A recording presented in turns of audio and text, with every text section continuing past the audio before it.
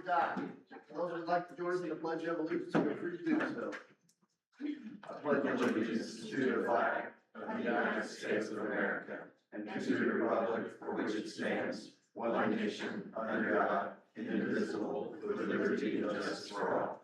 Thank you. Call the meeting to order. Ken, we'll see who's here and who's not. Mayor Smith. Present. Alderman Casey. Present. Alderman Jeremy. Yep. Alderman David. Alderman Joyce. Alderman Rachel. Yes, here. And Alderman here. Thank you. Thank you. And Wes, it looks like we're moving 9 Alpha to just a discussion. Correct. Nothing else? Nothing else. All right. Get a motion on the agenda. Make a motion, we approve the agenda with the adjustments made. We have a first and a second. Alderman Casey? Yes. Alderman Jeremy? Yes. Alderman David? Yes. Alderman Joyce? Alderman Rachel? Yes. Alderman Jeremy? Yes. All right. Anything on the consent agenda? Any questions, concerns? And as part of that, we can have the. I see the department head reports. Yep, I can present the findings. We've got, Terry is first on the list if you guys are ready to hear from them. All right. Whoever's trying to get out of here and go Terry first. first, looks that. Yep. So did she draw the top card to get out of here quickest? I figured Gina beat her to it. Oh, I'm working on it. Oh, yeah, Gina wants to go fast. For the municipal court for March through May, we had 155 new citations filed, 119 guilty pleas, 1 bench trial, 40 cases were dismissed by the prosecuting attorney, 72 warrants were issued, 87 warrants were served or withdrawn. Sometimes they're withdrawn when they come in and pay bond to us, or maybe they'll pay their fines in full, so we'll withdraw that. We had 3 probation revocations filed. Our twice monthly docket average was 143 cases, and our average court attendance was about 60%. It's down about 5%. That normally happens when the weather gets nice. People don't want to come to court. The state average is around 40%, so we do very well as far as people showing up for court. Does anybody have any questions? Okay, thank you very much. Thank you, Terry. Trevor? The whole period. You're on first. Now, wait a minute, Shane came in last, so usually the ordinance stipulates that whoever comes in last brings Paper, rock, scissors, go. Yeah. free snacks and dinner for everybody. He's got them in the car. Okay. If they don't want to, I will.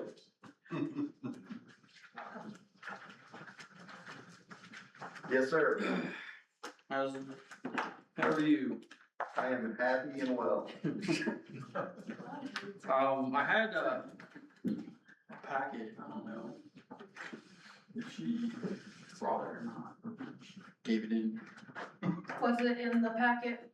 Did you send it to her before? So there's 2, there's this, I have this though. There was one I was gonna pass around, but like I did last time, full of pictures and data on it. Oh. We didn't see any pictures. I think it's in their packet. Yeah. They have it in front Oh, of them. okay, awesome, Everybody here doesn't, but they have it in front of them. okay. So we had, in the water department, 14 system infrastructure leaks, that we prepared. 7 third-party contractor incident leaks, where we had, bores, most of them were, I think all, actually, yeah, all of them were bored. Strikes on, I think 4 water services and the rest were all main, water mains. Then we had 2, water system valve cluster upgrades in Willard proper, Ballwood, Bliss and Pershing. where they were, I think, what, Warwick's 60s, 70s? 70s. All that's been upgraded. And, we rerouted a 4-inch water line on the one on Barwick. And then, we exposed a 10-inch water line on Wiley for projected extension under, Highway 160. And we did, when we started on the last quarter, we did the tap on the 4-inch flush, hydrant on, Sputnik, Willard Well 1. We just finished it, put the flush in and the hydrant in, and it's all covered back up. And then, on the June 2nd, we set up and, to drain the tower, in Meadows at Well 1. And it was shut down at 5 p.m. on the 2nd. And right now, we just started, there's a couple in that in the pictures, or in the data, but I think there's 3 or 4 in there of the sample port upgrades that we're doing for sample locations. 9, and there's 5 of them done. That's all we got. Thank you. Yeah. Better.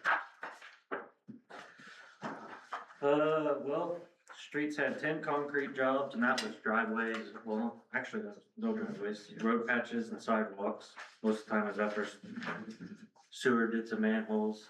Some of the sidewalks were compliant, they're bad trip hazards on them.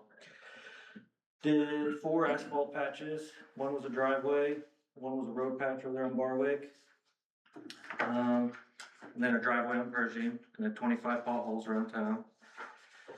Had 8 stormwater projects, and that was Southview, cleaning up in there, working on it, Arrowhead and Jackson. Over here, there was the concrete pipe separated and made a sinkhole in the road, so we dug the road out and patched that concrete pipe there. Then someone augered through a storm pipe in Hoffman Hills, we had to patch that. And then we did some jetting and stuff, and then we did 22 cleanups after jobs on dirt work and everything, yards and ditches. 7 sign jobs, I was putting up new signs that blew over in the storms or they've been leaned over. And then storm cleanup trees that fell over in the roads. Cleaned some ditches out. And then a bunch of miscellaneous stuff on rainy days, painting in City Hall, fix some equipment, helping water guys out, helping sewer guys out, chances up there building stuff for other departments, clean up the lagoons, clean trucks out. And then upcoming projects, we're gonna be starting on Pet Cottage hopefully this soon if it quits raining. And then Southview, I wanna get it done. I got some sidewalks around town I wanna knock out and replace, and just any other things that pop up with the streets department. So can you or Trevor or Wes explain to the board what the process is with these third parties and private parties augured into our lines? Do we track those hours, then bill them for those hours? Or is it? Yeah, so we'll keep track of that, just like you said, we'll bill it out, and we charge mileage, everything, we keep track of all that. But we've had a couple of them, a couple, different contractors, we've given them the mic. Mike has went on to send the bills out, and then a lot of times they just don't pay, a lot of times they just, we're not paying. And then when they apply for a work permit in the city, then do we deal with it then, or? Yeah, I mean, obviously they won't be able to pull a business license or anything like that within the city, so they won't be able to do work until things are, Paid up. remedied, yep. But on the other side, I mean, there are some that, yeah, no problem, we know we did it, we'll pay it, so it's kind of 50-50 maybe.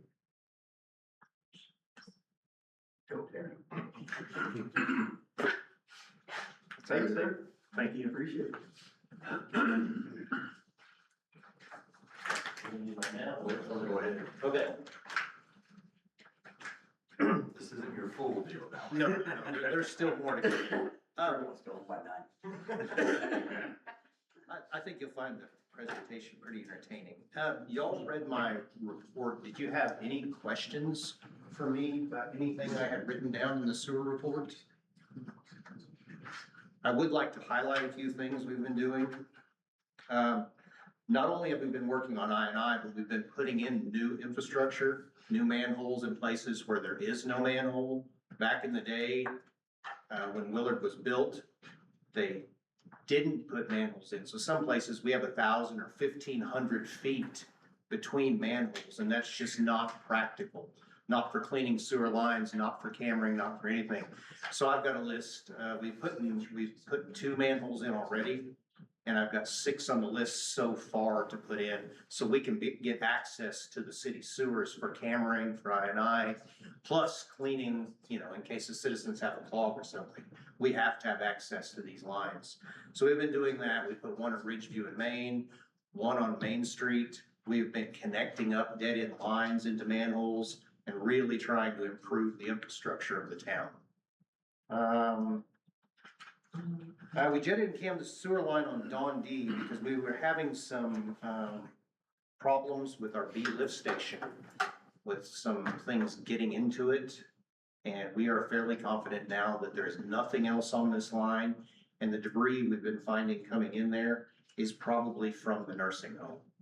And that's things that probably should not be going into our lift station, because oxygen tubing, things like that, mop heads, that's not great for our pumps, and we're paying for that. You know, we're paying for installation, we're paying, if we have to pull the pump, we're paying for all of that stuff. And we've had meetings with them, correct? Yeah. Yes. So we wanted to make absolutely, Trevor wanted to make absolutely for sure that this line is 100% definitely not somebody else coming into it. And we wanted to make absolutely for sure that this line is coming directly from them. We've got needles, bed sheets, all sorts of stuff coming down.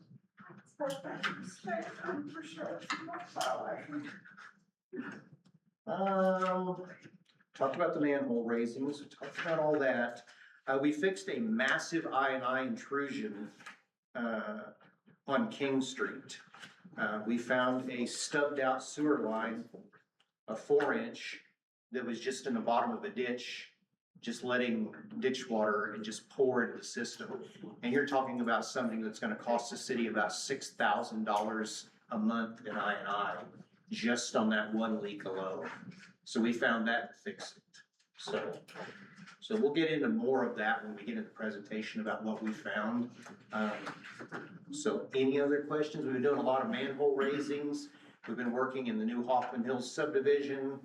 Because of the brand new subdivision, manholes are getting buried. We're fixing them as we go, making everything perfect, keeping the water out, so. Very good. Any other questions? All right, thank you. Thank you.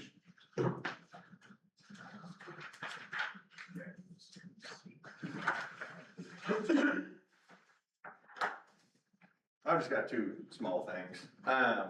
The water tower, out in the Meadows, we're about halfway through with it. So far, no problems. So, you know, fingers crossed that well holds up with the vault. The other thing is, at the last, water board meeting, we discussed going to quarterly meetings, just because on monthly, there's just not a whole lot to talk about.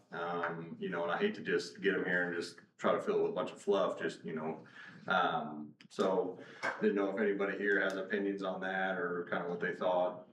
Yeah, I'd like to hear, because I know there were some comments, and I don't know that this falls within the agenda realm, but since we're here. Because there were some comments made about wanting to hear from them more often, and I didn't know specifically what it was you guys wanted to hear. If it gets more about what's being done at their water board meetings. I mean, if nothing's really being accomplished on a monthly basis, then yes, I think moving to quarterly is a great idea. Yeah. We want to get more citizen input too, and we kind of discussed that, because at this point, we've had one time of citizens showing up. And it was just because of the ABEE thing that kind of piqued their interest, so, we're hoping maybe if we go to quarterly, we can kind of get it out there a little bit more to say, hey, this is your quarterly, third quarter 2026 or whatever.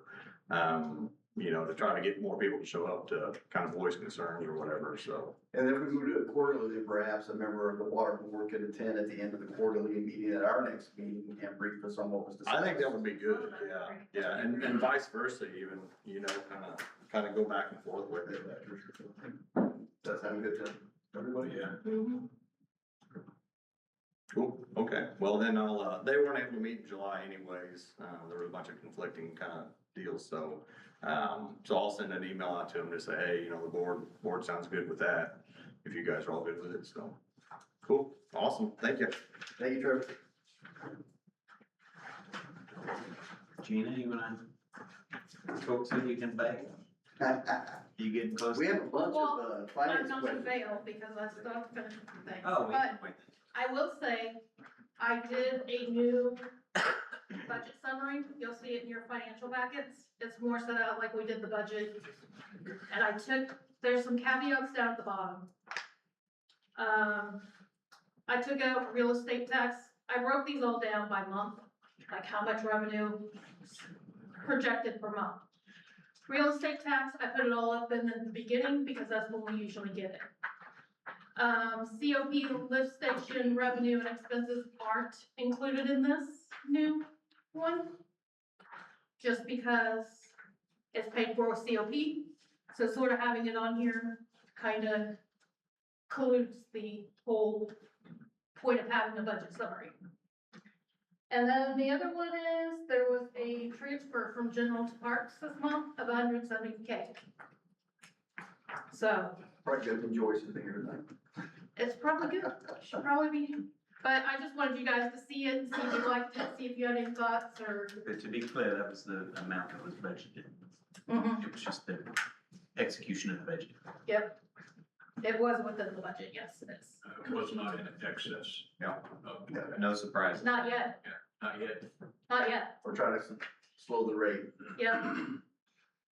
Just trying to put it out there that we've started transferring some, so. We need to deal with the lawnmower budget, find some 12-year-old local kids that would still cut lawns for $5. We can say. Oh, our millions of lawnmower thousands of budget dollars is- on mowers That's probably- and I'll mowing. leave- I'll leave. Okay, 13-year-olds. I have a 14-year-old. There you go. Yeah. Can we Yeah, to be get them on the books on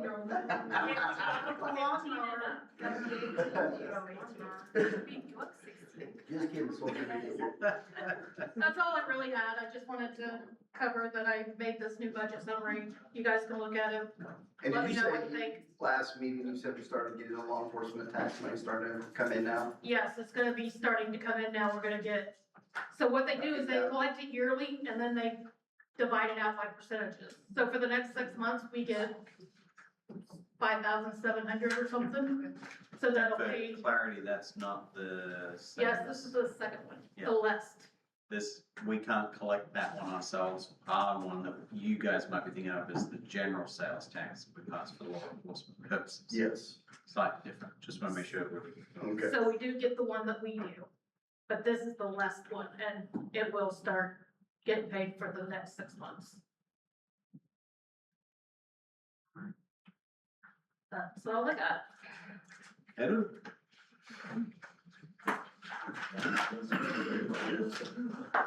Good evening, everyone.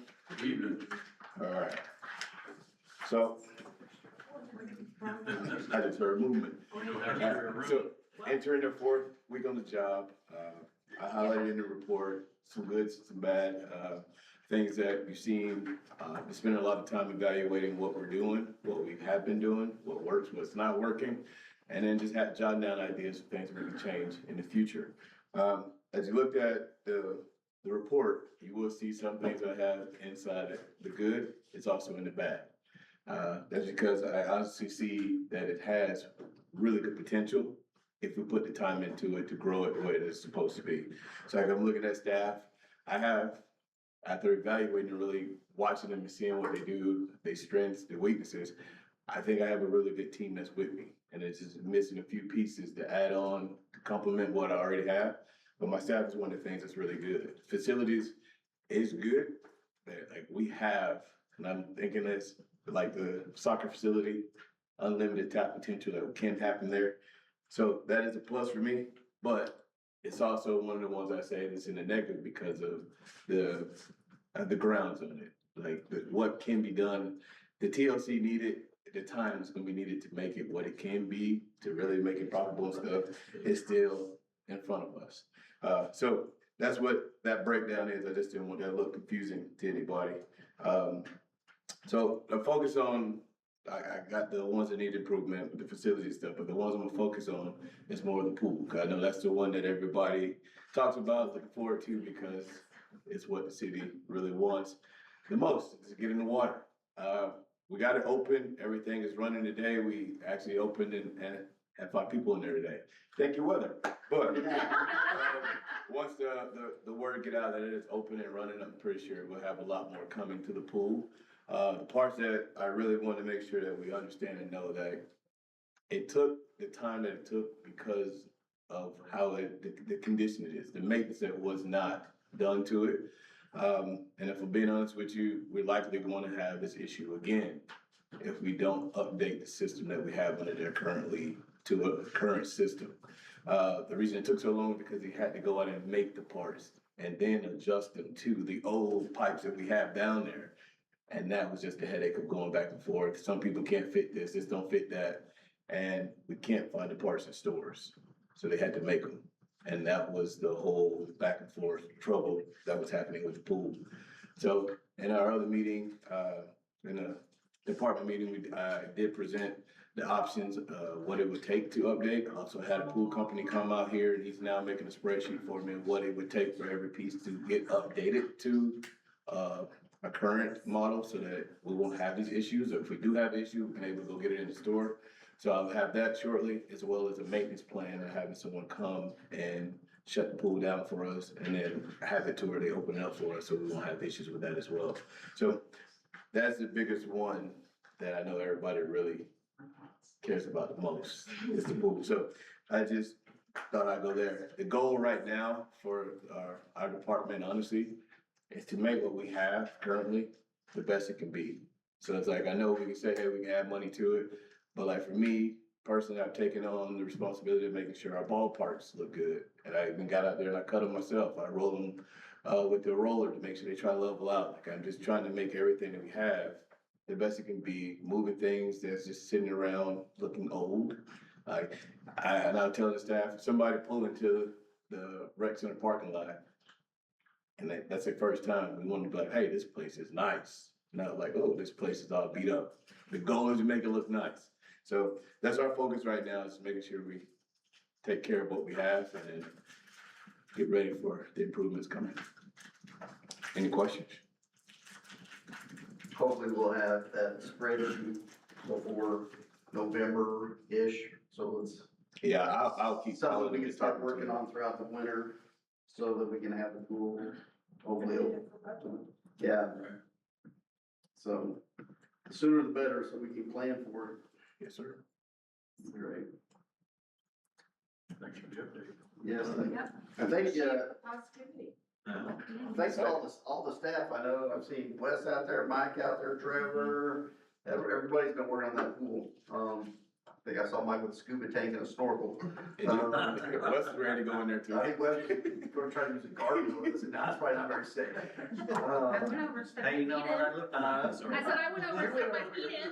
So I know you guys have been working really hard on that. So I just want to say thank you to everybody who's trying to make that happen as soon as absolutely possible. But good news is we got it open and safe. That's the most important thing. So thank you all. All right. Thank you. All right, Mike, you're up. Short and sweet. There you go. You can believe that? 5 minutes. Nope. Go. Okay. We're gonna time you. September. My review, You can't see it, it doesn't matter. Permits issues from May through July is 48 permits were pulled. Fees collected were just over 23,000. Some notable things that have happened in planning and development over the last 3 months. Hoffman Hills Phase 3 has been approved, and it's ready for installation of utility, not contraction of utilities. I don't know what I was on when I wrote this report, but I don't even know if contraction's a word. But that's what's on the report. Agricultural resident zone was added to our codes. That gives us a little bit of a buffer between ag and residential, and we match the city codes, so we appreciate that. The last 3 months have been really busy with the active transportation plan, finalizing that up, and it's been approved, and it is now part of our comprehensive plan. We had church rezone 7.25 acres off Farm Road 76 to put a 17,000 square foot building out there. We received plans for that, and it is quite extensive.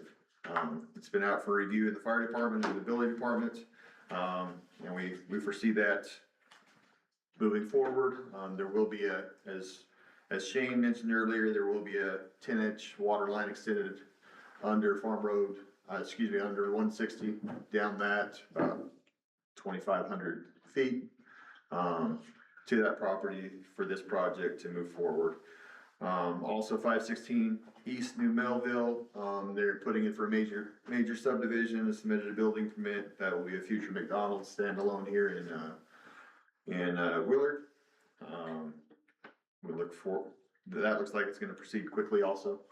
And appreciate, last week having a planning and zoning board of aldermen meeting where we went over zoning regulations, and Holly gave a good presentation on zoning and why we have zoning, followed up by a little bit of the comprehensive plan. Also earlier, I had the opportunity to speak with 3 juniors at Willard High School. They came in wondering why our Miller expansion, the expansion of Miller Road, never happened. We had engineering done for it in 2017, and so we sat them down and kind of explained the process. This might be longer than 5 minutes, but There are 2 minutes left. oh, good, all right. So we explained the process. The city's a lot like everybody else. We have a budget for things. They put it out to bid, came out over budget, so they reduced the scope, put it out for bid again, and the prices did not drop. So what happened is that project did not move forward. So the 3 ladies that came in and saw me, I won't mention them in public since they are, anyway, but they are concerned about safety on Miller Road, and they would like to bring that up to the board to possibly reopen that for possible expansion. The active transportation plan did mention Miller Road as a hazard safety wise, and they would not engineer any improvements on that section because they felt that was beyond their scope. So I'd like to bring that up to the board for consideration to look at Miller Road, maybe explore that sometime in the future and move that up the list on capital improvements. Any questions? Thank you. Last but not least. I think Shannon last.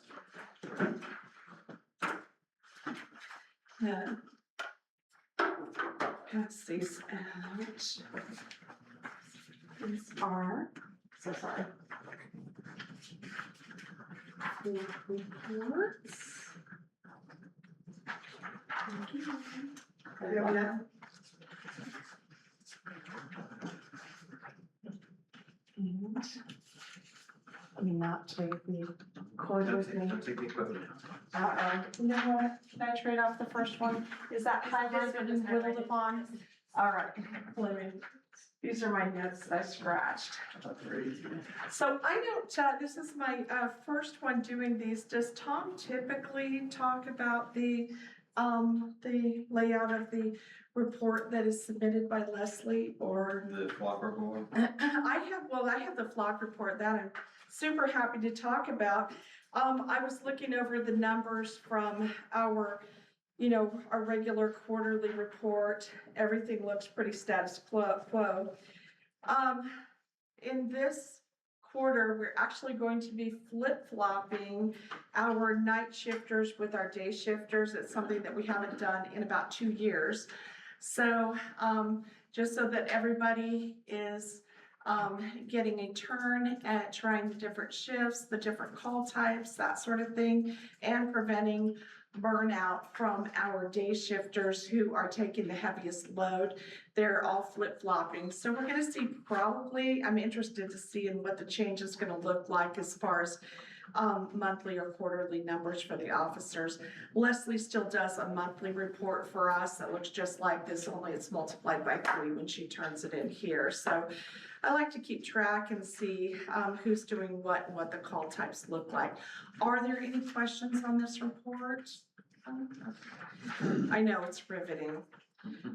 Okay, but the very interesting one is our quarterly report on flock. On the function reports, that's just something that is self-generated by the software. You say, what does it mean? It means at the time that we looked at it, it was functioning mostly properly in the day that we looked at it. So you'll see that one camera flickered on and off about 4%.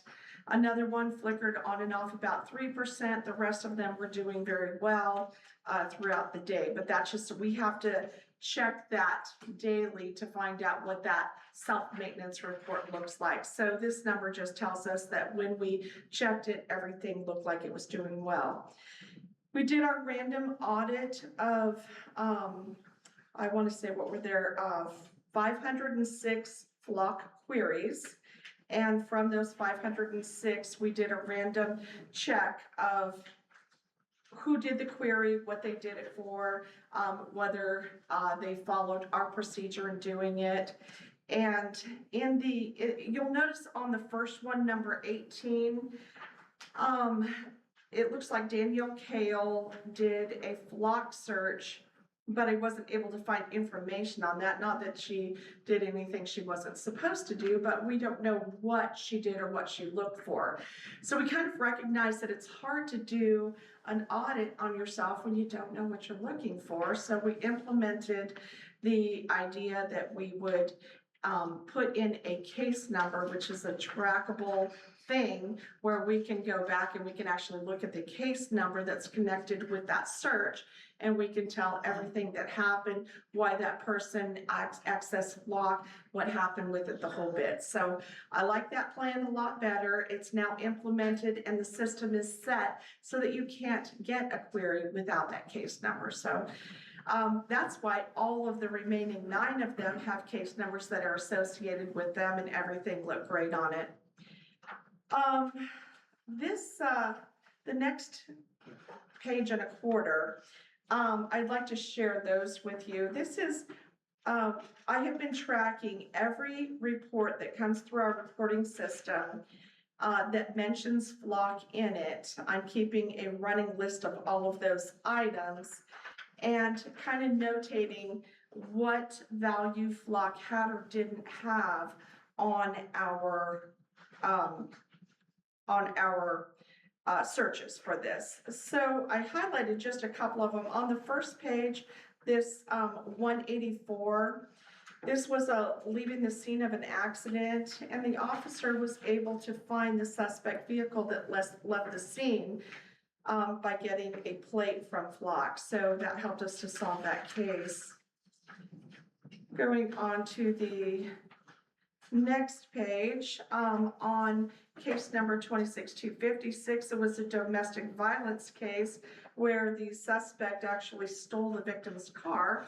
And so the officers were able to put her own plate in the flock system, and it actually notified the officers that he was headed back to her house. So they were able to intervene with that. So very helpful.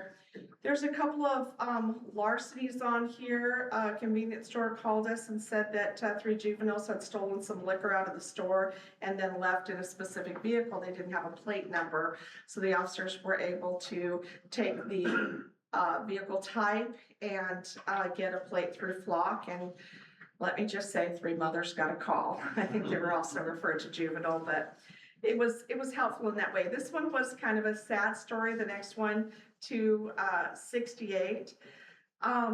a driver had, she was pulling her horse trailer and she forgot to lock the gate.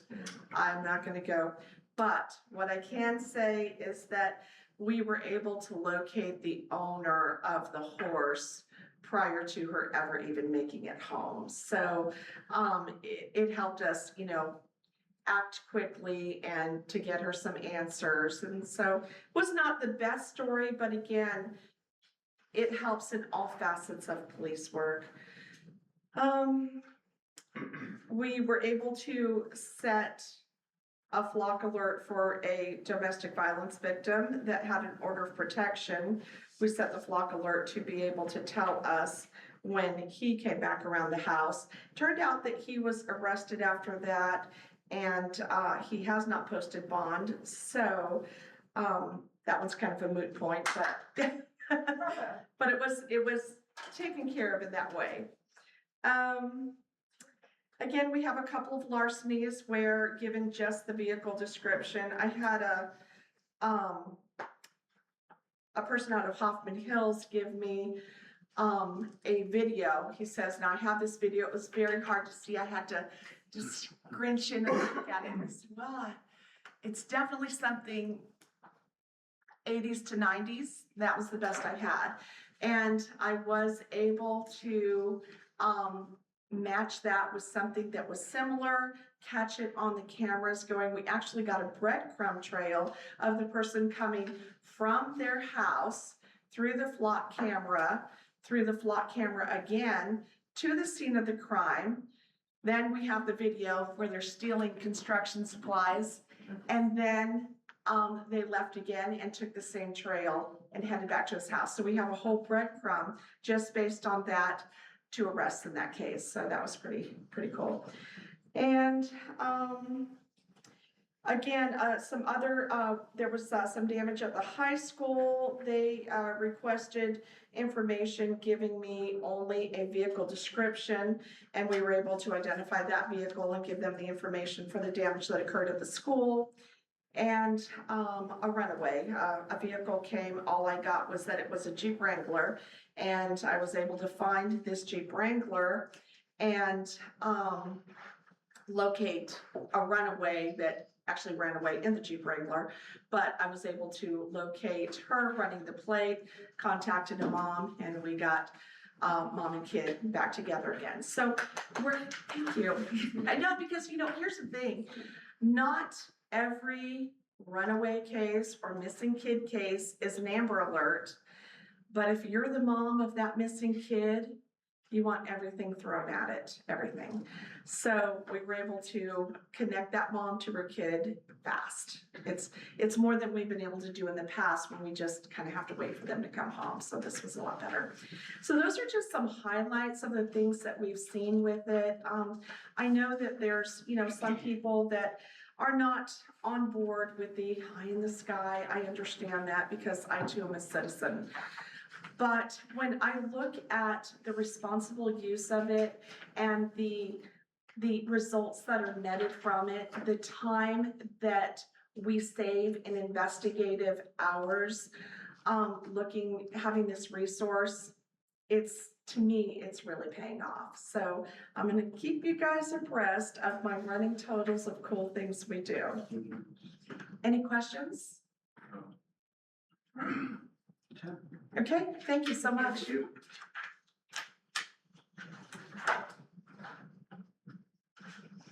Get everybody. I think so.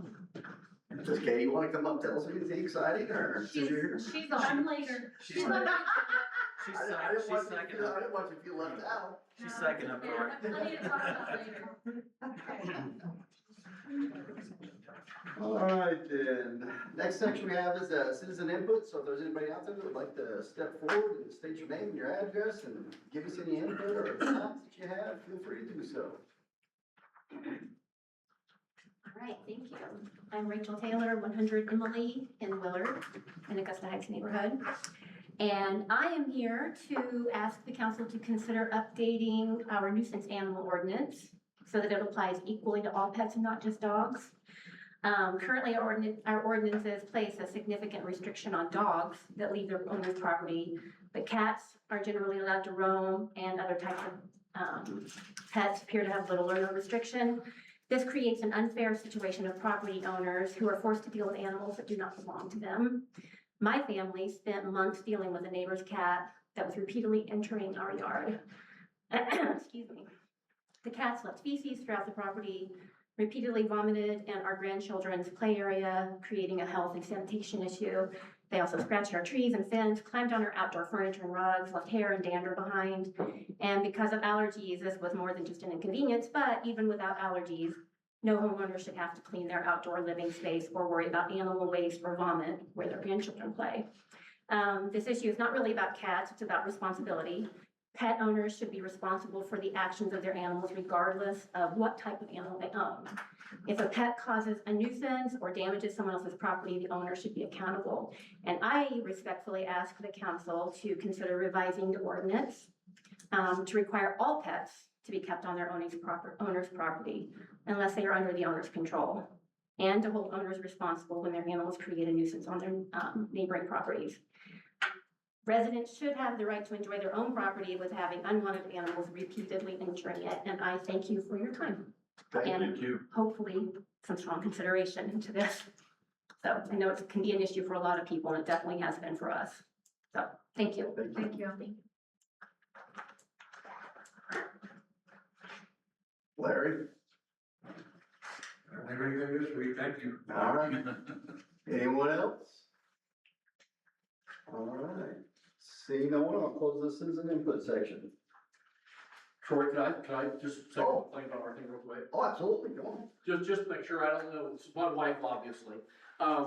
If you're not aware of what the ordinance is, the ordinance as it stands is dogs off your property must be leashed. Nothing about cats, potbelly pigs, parakeets, raccoons. They can freely roam for up to 12 hours. So a cat can get off their property for 11 hours and 59 minutes, go back home for 1, and then go back for 12 hours. Go back for 1, back for 12 hours. A dog instantly off your property must be leashed. No other pets by our current ordinance have to be leashed.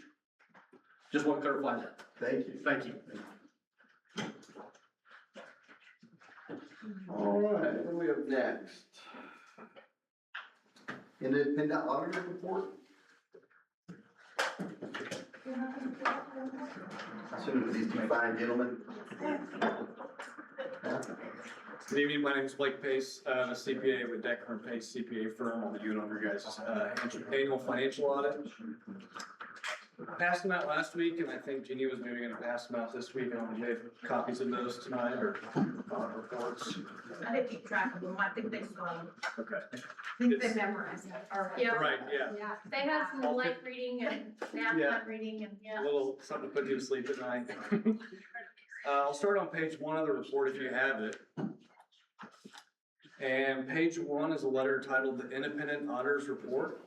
And this report letter essentially sets the scope for what happens during the audit process. And so the 3 main paragraphs that kind of describe what happened during the audit is the opinion paragraph, the responsibilities of management for the financial statements, and then on page 2, you'll see the auditor's responsibility for the audit of the financial statements. So there's a lot of language that's required to be in these paragraphs, but essentially what they're saying is that the responsibilities of the city and management is to furnish to us the financial statements and any supporting documentation. So bank statements, of course, the books, any invoices that support the financial statements.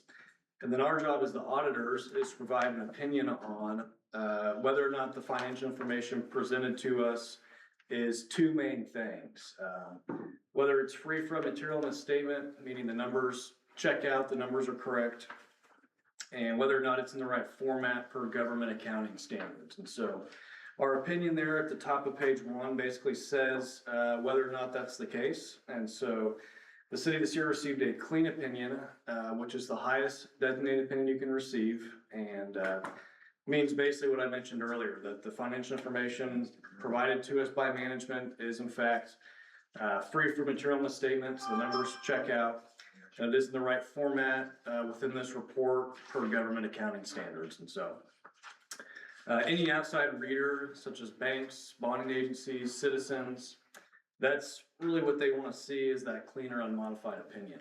And without that, really the numbers within it don't mean a whole lot unless they see that cleaner, unmodified opinion. And so, that being said, I'll just briefly cover some of the financial highlights in this report just for the last fiscal year. I'll start that on page 15. Page 15 is what's commonly known in the business world as a profit and loss statement. For governmental accounting, it's got a slightly different name, but most people know it as a profit and loss statement. And this shows your revenue and expenses specifically for your governmental funds. So this is going to be anything that's operated from tax revenues primarily. And so these funds had revenues of $4,344,566. They had expenditures of $4,671,872. You'll see below some transfers, some sale of assets, all in all leading to a net change in fund balance of negative $298,725. So one of the major takeaways, just briefly looking at this, is that we always look at and that you guys should be concerned with is, how do your cash balances within the general and park fund compare to your annual expenses for the year? And so within the governmental fund specifically, you had about $4.6 million of annual expenses. And so the expectation would be that you have anywhere from 3 months to 6 months of that annual number setting aside in cash. And so 3 months would be about $1.2 million roughly. 6 months would be roughly $2.4 million. And the governmental fund specifically had about $4.4 million in cash. And so well exceeds that kind of 6 month goal and, just close to a year in cash. And so all in all, cash balances look very good for the governmental funds. Flipping to page 18, this is going to be your water and sewer fund. Similar statement, profit and loss statement. You had operating revenues of $3,904,850. You had expenses of $3,551,348. Then you'll see some other items below there, some interest income and expense. All in all, leading to a change in net position of $684,834 to the plus. And so, again, just kind of looking at cash compared to your expenses for the year. So roughly $3.5 million in expenses. 3 months of that number is $890,000 roughly. 6 months is about $1.8 million roughly. So that would be a good target cash balance. And you guys had about $3.1 million cash within the water sewer fund. That's unrestricted cash. And so again, close to 1 year, very strong cash balances within the water sewer fund as well. And finally, page 19, this is what's called the statement of cash flows, and government accounting standards require just specifically the statement of cash flows for the water and sewer fund. So this does not include your general or your other tax-based funds. The main two highlights from this statement is about halfway down the page. You'll see a line that says net cash decrease for the year. Decrease the cash balances in the water sewer fund by $102,931. Not a major concern for us because you do have very strong cash balances, but just something to keep an eye on. Another main highlight from the statement is about, it's near the top of the page, there's a line that says net cash provided by operating activities in that top section. And this is really a good indicator of whether your water sewer rates are producing enough revenue to kind of keep the lights on in a sense. And so the net cash provided by operating activities was $554,842. And really, we always look to make sure this number is positive to the extent that you're providing enough cash flow from operations to pay for your debt each year. And so down about 2 to 3 lines below that, you'll see principal paid. It was about $322,000 roughly. Your interest paid was roughly $127,000. So your annual debt service in the water sewer funds right at about $449,000. So you're producing enough cash flow from operations to cover your debt service, which is a great spot to be. So all in all, no really major concerns from our office. I don't know if it's attached there with an audit, we usually publish what's called a management letter, and if there's any sort of difficulties in the audit, any issues encountered, anything of that nature would be addressed in the management letter, but as you skim through that, you're not gonna see any sort of difficulties, issues, or any major concerns from our office. Being said, I'll entertain any questions or comments. I'd just like to thank Wes for keeping his thumb on the budget for the last year and taking a conservative approach. And I'd like to thank Gina for, as I said, making sure that, everything's done properly within protocols and providing everything like you're supposed to. Yep. Try. Yeah, we work with a lot of cities, and Wes and Gina's always a pleasure to work with. Everything's very organized and clean. That's what we like to They're hear. great to work with, so. Great. Can't say that for every city, but. Hey, we'll take it wherever we can get it. Yep. Thank you. All right, if you guys have any questions after the fact, our email's on the letterhead, just feel free to reach out. We won't charge you extra, it's all part of the audit, so be happy to answer any question you guys want. On a side note, I saw your boss eating a sandwich on a bench that had asked me to share it with me, he said no. Oh, yeah? Yep, Points to him. Share a sandwich with it. that's fine. He can't. Thank you. All right, appreciate it.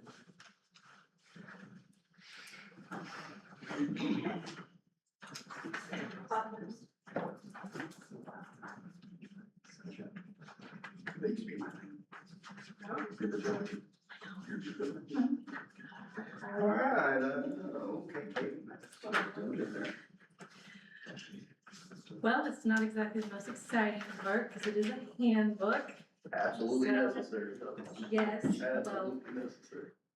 so today marks 2 months for me here, so I'm a pretty newbie like Edward, so it's been fun. It's nice to actually see you out, meet you officially this time. Wes has done quite the groundwork for getting this handbook together. So he did the hard work of it, let's be honest. I'm just going in and doing some edits. So if you do have any questions, just kind of want to get it in front of you. If you do have questions, we can go over it. I know it's very lengthy, but I'm hoping to get all of that ironed out. Anything you do have tonight, and then on our next board, we can move forward with it. I do have a couple of proposed PTO and ETO options to kind of change a little bit of what we have been doing.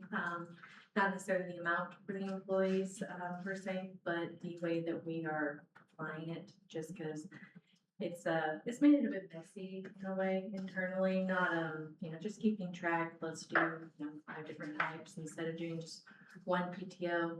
Makes things easier for the employees as well whenever they go to do things. So, you have that in there as well. I'd really like to get your input on which one you prefer to do. One of those will have us doing comp time and the other one would not. It's a little bit different, making true salary for our salary employees. But Yeah, I've never seen a place that has a salary and you can get comp time. I've never seen that before. I mean, every place I've ever worked where people were salaried, they gotta work as much as they want to. All CPA firms I worked for, we always got it. Did you? you Did see you it get it, in Holly? local government. You Yeah, just- and not for attorneys. Attorneys never get it. No? I Okay. will say, we were always excluded, but, yes, many cities provide for that. Usually not at a director level, but for the other minions. Yeah, for hourly, I understand it. I've never seen it before with salary. Yeah, so I've talked to a couple different municipalities around as far as kind of what they do. There's some where they do a certain amount, which is one of the options that I did, which is hourly employees get up to 40 hours. That is actually what one of the close municipalities is currently doing. That's the most that they can accrue for the year. The rest of that is overtime. And then it would put our employees at what our current cap is of 160 for the year. So that's if we do comp time. If we do not, then it'd just be overtime for the hourly employees, and then we would front load as kind of a benefit, but also to keep it contained at the 160 for our salary employees, and they would no longer have to clock in and out. So the comp time will not be, accruing here and there. It'd be the 160 for the year. Just kind of an overview, I've touched on this a time or two. for, gosh, I guess it's been about 18 months now. It's like, some of it we retained what we had, leave was one of them. Some of it we changed because we were legally non-compliant or, kind of borderline, I guess I should say. So we've put a lot of policies in there to direct staff on what to do, when to do it, how to do it, procedures, how to report harassment, whistleblower protections, things like that. A lot of stuff that just wasn't touched on with sufficient detail that somebody could really understand what they're supposed to do with it. Which left staff open to having to make some interpretations, which you never want in HR. You don't want to have a lot of interpretation. So we've tightened a lot of that up, and when Kate came in, she, the first thing I go is, ta-da, here's this, legal's had a look at it, you have a look, because you're administering this thing. So part of what she did was kind of come up with these leave options for you guys to consider and see what direction you wanted to take with it. Leave is one of those areas that you can kind of carry a level of unfunded liability because we don't really budget per se for leave. Gina does in a good way. She uses salary contingency lines that help, but it's not really something you can plan for. So what most private and public entities do is, we're probably aware, is you'll have a specific cap and you'll stick to the cap and you'll have procedures that kick in when the cap gets there. But then we also give the employees a reasonable opportunity to use the leave that they have as well. So Katie explored some of these options, which she was kind of hoping us to put on tonight as far as what the board might lean towards, or if kind of what we do already is good enough. And then she'll get those finalized along with any other concerns you may have between now and when it's formally presented. Without a cap, you can take a ridiculous hit. And if you're not, there's a thought process that if you are one who hoards your time and puts it up without a cap, you're really not benefiting you. Part of vacation, we now know, and leave time reduces stress. It shows direct correlation to joy in the work and in the workplace. Plus, you don't have sickies who come and share their sickness with everybody else. So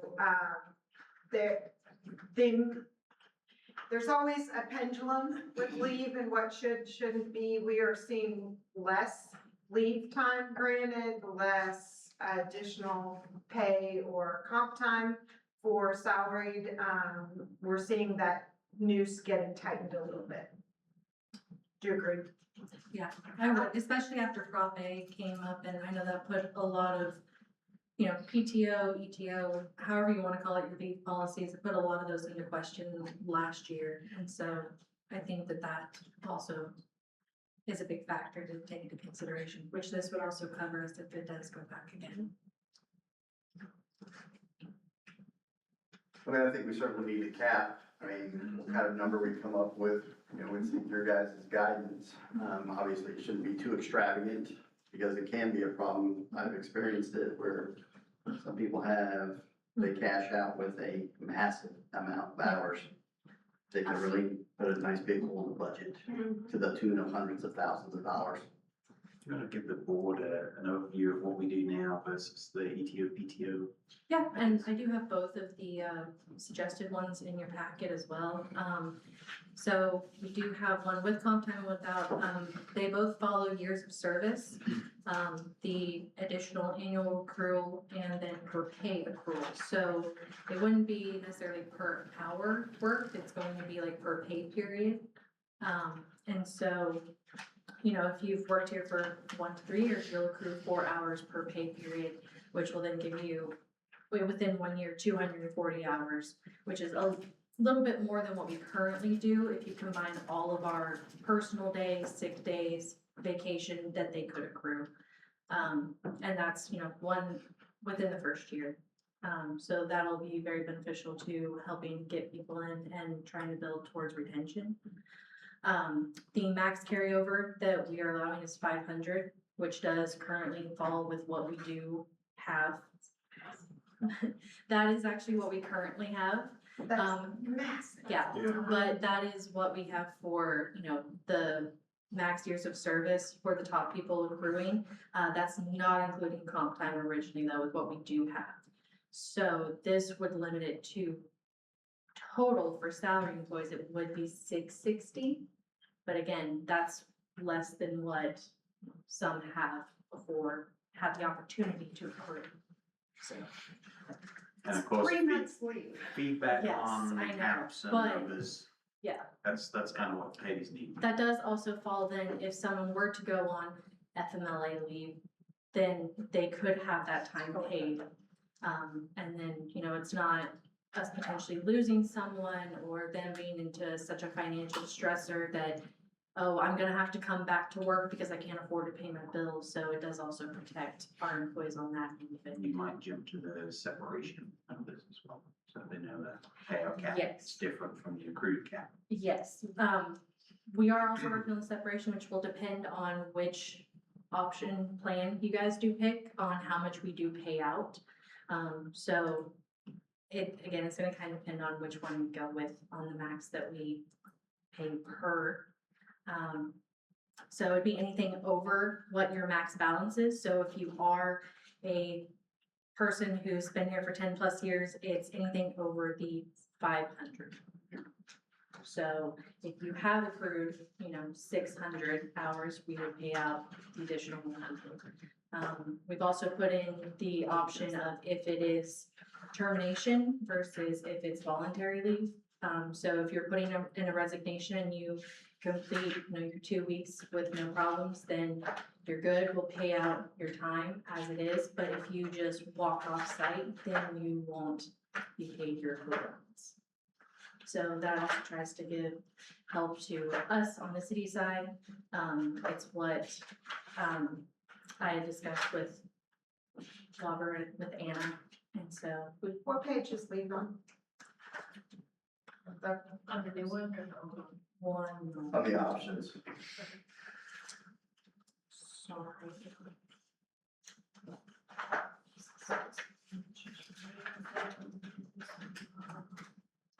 We have a large packet this time, of course.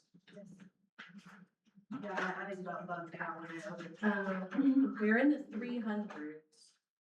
So, 1 moment, please. I appreciated the new one. Yes, because there's also, discussion of the, holiday, changing the holiday, the way that we have that as well. Page, I just. 334, I believe. The holidays are on 255.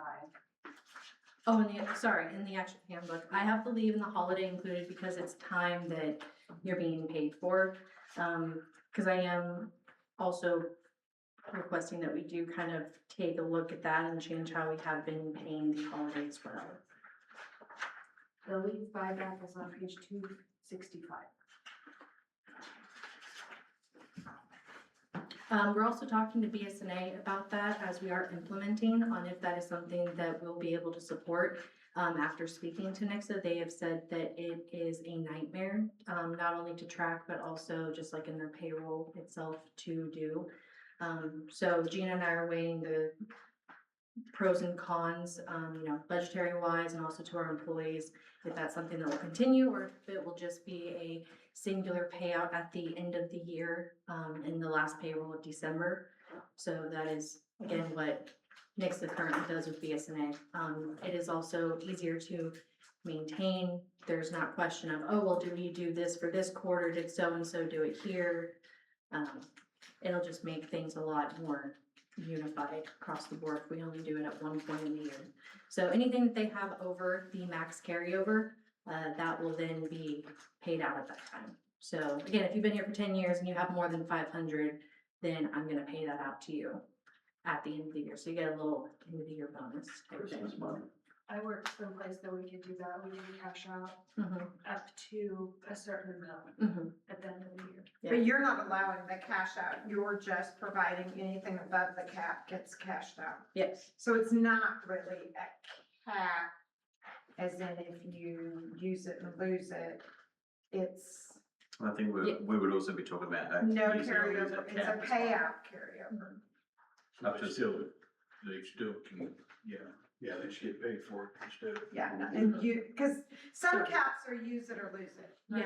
yeah, and this would not be because they are accruing it. So, I mean, again, the only time that they would absolutely When lose it's it. combined, but you could cap on like sick leave, which we see a lot more of.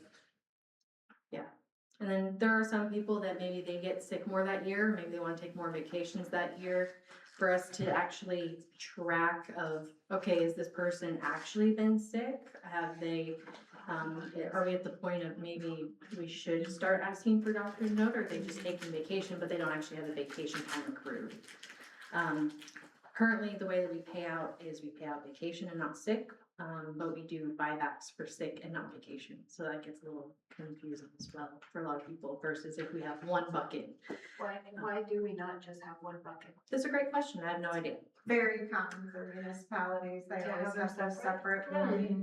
And municipalities are the last to move to the corporate world. And Would you agree, Wes? Yeah, thank you. I was gonna say, My wife talked to JD Hunt and she'd gone from state agency and was like, I love this PTO thing. She would never take sick leave, Yeah. so it did her no good. Right. But then she had PTO and she's like, oh, I can actually take a week off now. and I'm coming from the private sector, this is kind of where it did come into play. We did play around, at my last job with a bunch of different options for PTO. And again, it's one of those things of, it's probably gonna be easier for the employees to manage. It's gonna be easier on our side to actually keep track of things. Again, instead of it being, oh, you know, we're just using it for whatever, cause that might be the case as is, you know, I'm not asking every person, did you really leave 45 minutes early because you were sick? Or, you know, was it because, you know, hey, we have nothing to do, but we need to make your hours, you know, there's no telling what it is. So from a functional standpoint, it's easier just to put everything into one PTO pot. Mhm. It doesn't matter if they're taking vacation or sick days. or- Use your time how you want because you've earned it. Right. Yeah. Yeah. Is there And the still, difference is you've earned the sick, where sick is unearned when you divide them out, and that's why they use, you don't get paid out on sick. Is there still a buyout option on it quarterly, or is it just about the cap? That's what we're looking at with BSNA, because as of right now, it's probably gonna just be the 1 year payout at the end of the year, just because BSNA doesn't seem to support it, but we do have our meetings to, you know, that are gonna be next week, well, next month. sorry. Next month. And then we're actually going to Nixa, Gina and I are gonna go and check out BSNA with, the director. The actual human resources. Yes, so to kind of get an idea of what it is, so before the next meeting, I'll actually be able to say, hey, this is what we have as an option, because I'll have met with BSNA at that point as well. As far as if the system could support the payouts quarterly. Again, I don't know if it's really the best option, because I can't speak for what BSNA can do, but I can tell you right now, Tyler cannot. It's not easy to keep track of entirely. It's not, And you can't make it. so. Trevor, you, probably out of the people that are here, you and Shannon probably have the most subordinates.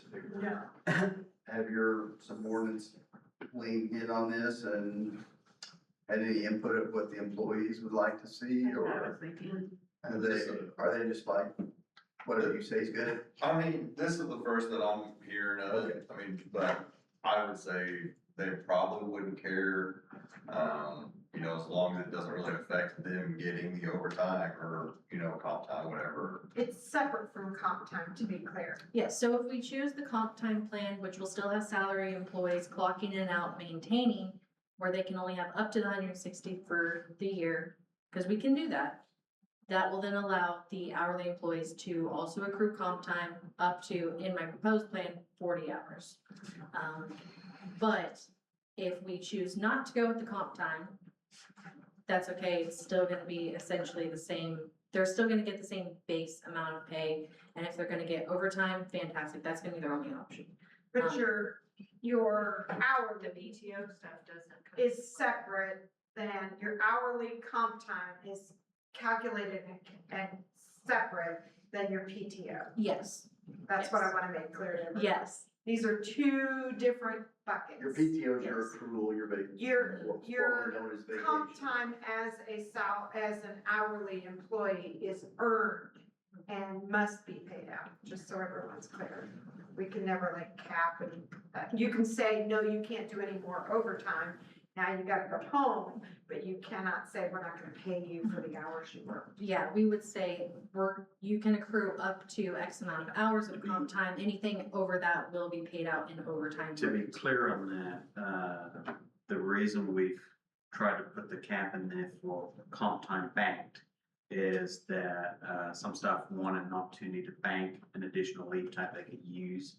But then we want to bake in a system where we're not gonna accrue this forever. We have to either pay you or you have to use it. Yeah. So that's why we put a cap in there that Yeah. ultimately And gets paid out. if I bank and I stay here 5 years, I'm getting paid out at a way higher rate than what I banked at. So if we went that route for, like public work staff, then at the end of the year, if they haven't used their 40 hours comp, maybe the vacation plans change or whatever, then it'll just pay out. So we won't. Because it does have to be paid in that year.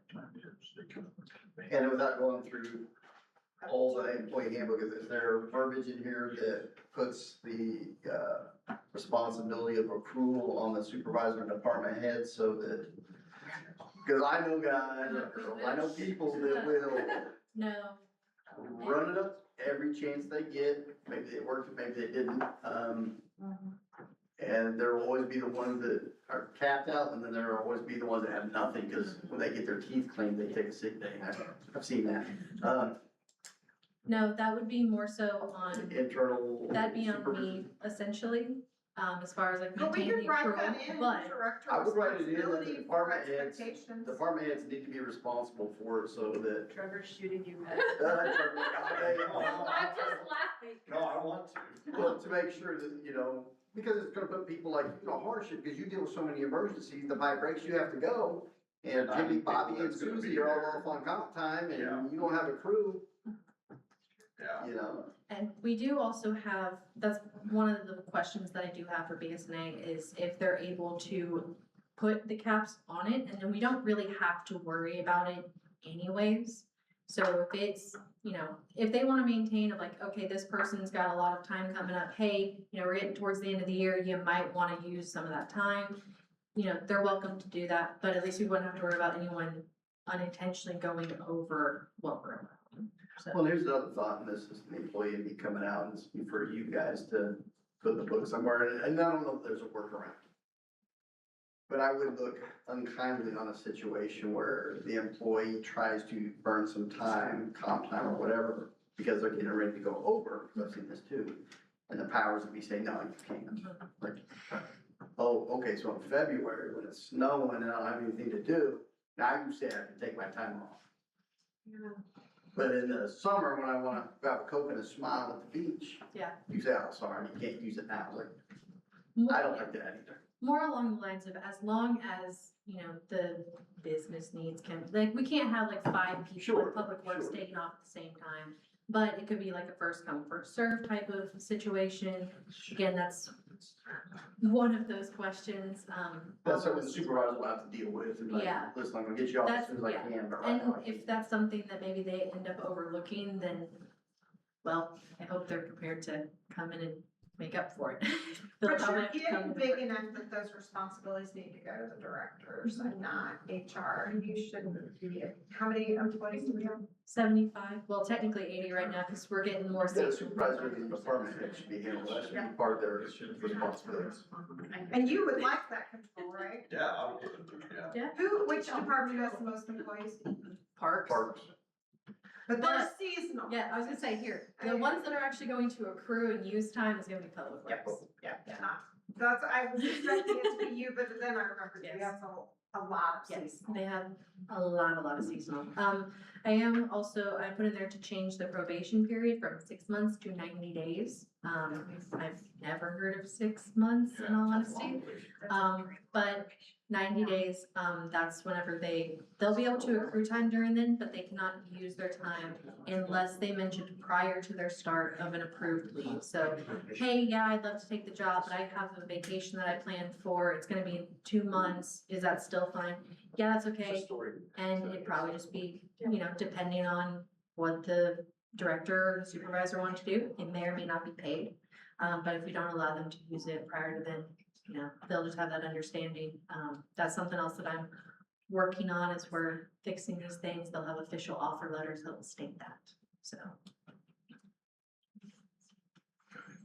I think 90 days is much more, average, much more standard, yeah. With time, 6 months right now.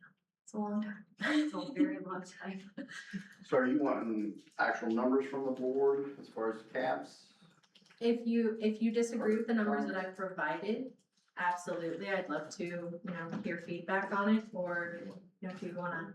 I think, did you have it separated in different pots or is it all one pot of accrued? Currently, we have it in different pots, So many but if you pots. wanted to go with a ETO, I think you're PTO, saying- PTO wrap, you could have one pot with one.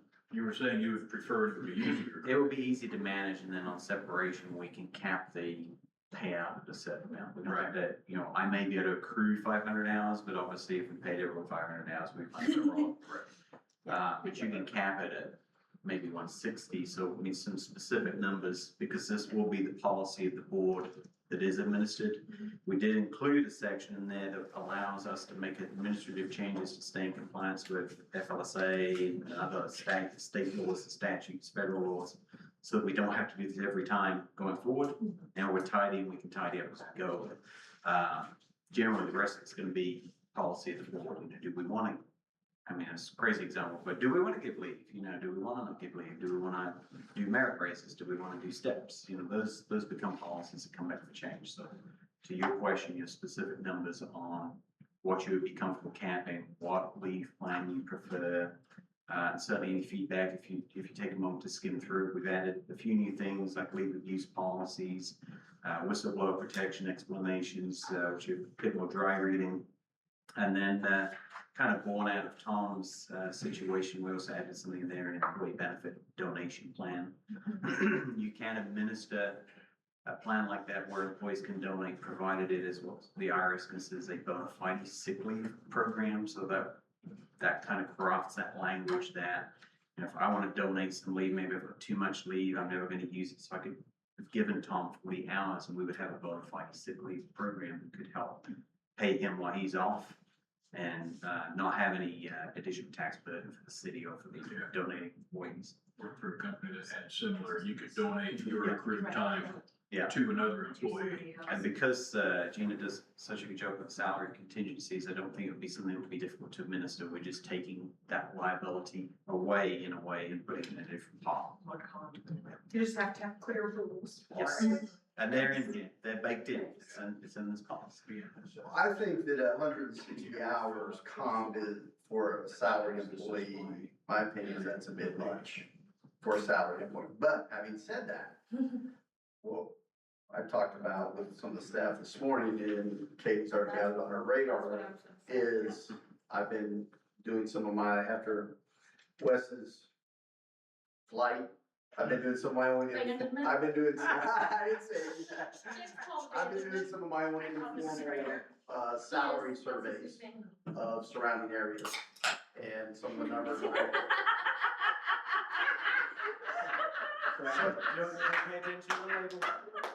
Wow, dad joke right there. He did that nice and loud, didn't he? Some of the numbers I've been seeing are, it was actually pretty eye-opening of what the suburbs in our area are paying department heads and assistants. So I asked Katie to put on her radar to put together, cause all that is public information. Specifically CA jobs, assistants, department heads. Because obviously we can't operate without department heads. I mean, Wes doesn't wear all the hats, and I know it can't be fun. But I would like for us to take a look at competitive salaries.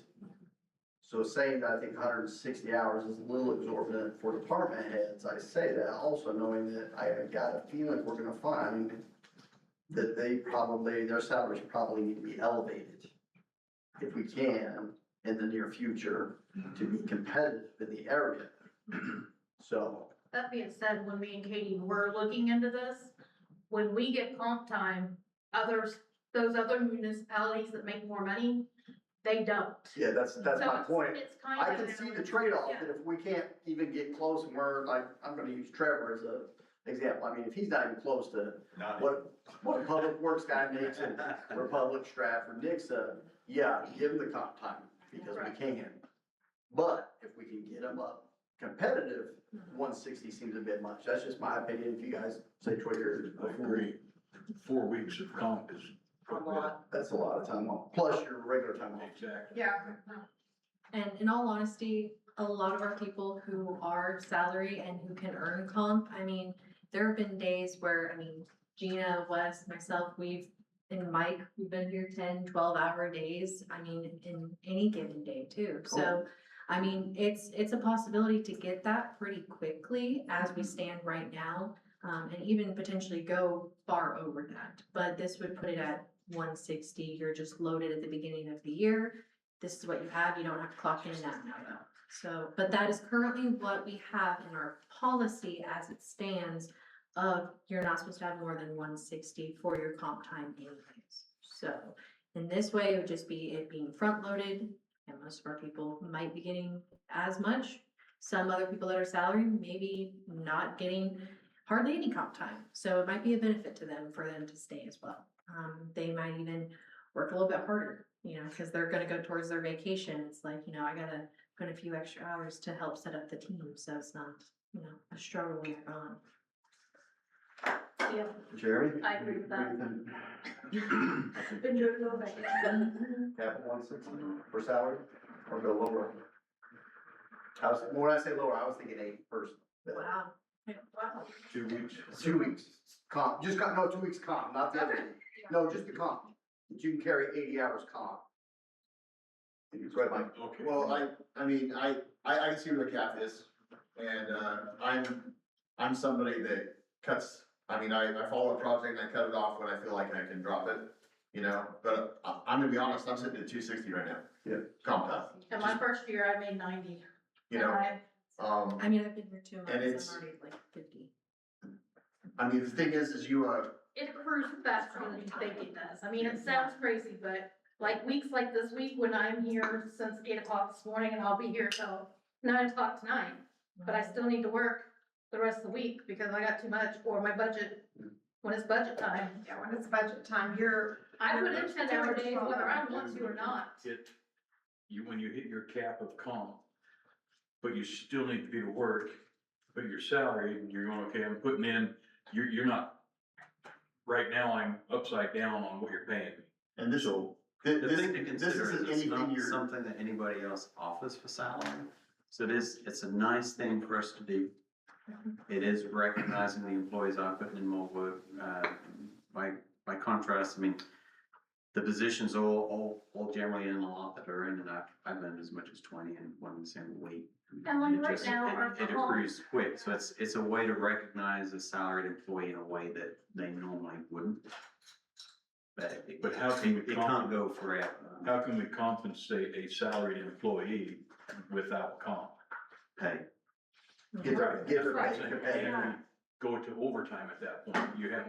no, they're saying you raise your raise the pay, rate. your salary. Hopefully in the near future, And the when next you year. raise the salary versus having the comp, you encourage that that director to push out the work, to share the work. But with like a G-Nate, you don't have anybody, right? Right.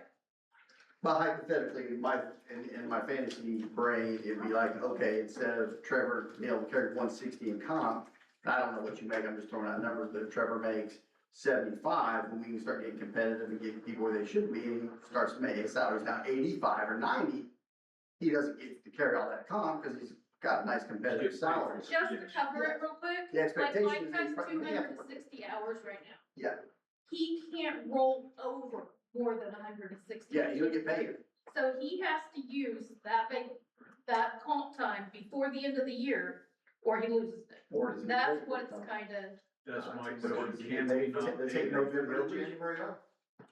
The PT, well, which are we talking The comp. about The is comp, the comp Our time. comp current- time. Our current policy does not allow us to pay out anything except for sick leave, and only in 40-hour increments per quarter. So essentially, he's got to burn it. The new policy would allow 40 hours combined of Carry over offered leave 60 types, right not now. to exceed 40 per As quarter. they That have still works in standard right now. Gina's salary contingencies, 60 but, carry. I mean, he'd have to be every quarter making sure that. Hey, what do you guys think about this? what if we just do a work study on this with Gina, maybe some employees, department heads? Like that. Let's maybe just get together, let's not make a decision tonight and start hashing out, and plus I know with a lot of other things going on, we have Yeah. issues. Do some position pages where option 1, option 2, Yes. lead title, and then they can Because write I on think it. you can take your hourly salary and break it down to what's expected in a 1 day's work time. Whether that be 8 or 10 hours per day that's expected out of you. And take that, say you do 160,000 per year, break that out at 10 hours per day on 5 days, 50 hours a week. So you get paid X amount per hour. Now you have comp time. Okay, you've exceeded your comp time, so we now owe you X amount of dollars per hour of comp time. And I mean, after speaking to some of the salary employees, if we do offer the comp time to the hourly employees, which will be at 1.5, because it does have to equate to the overtime, some of the salary people may not be as inclined to that because ours is a 1-to-1.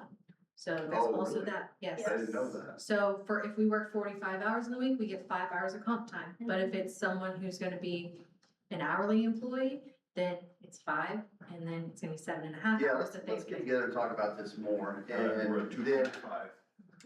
Top spot is 0.75. okay.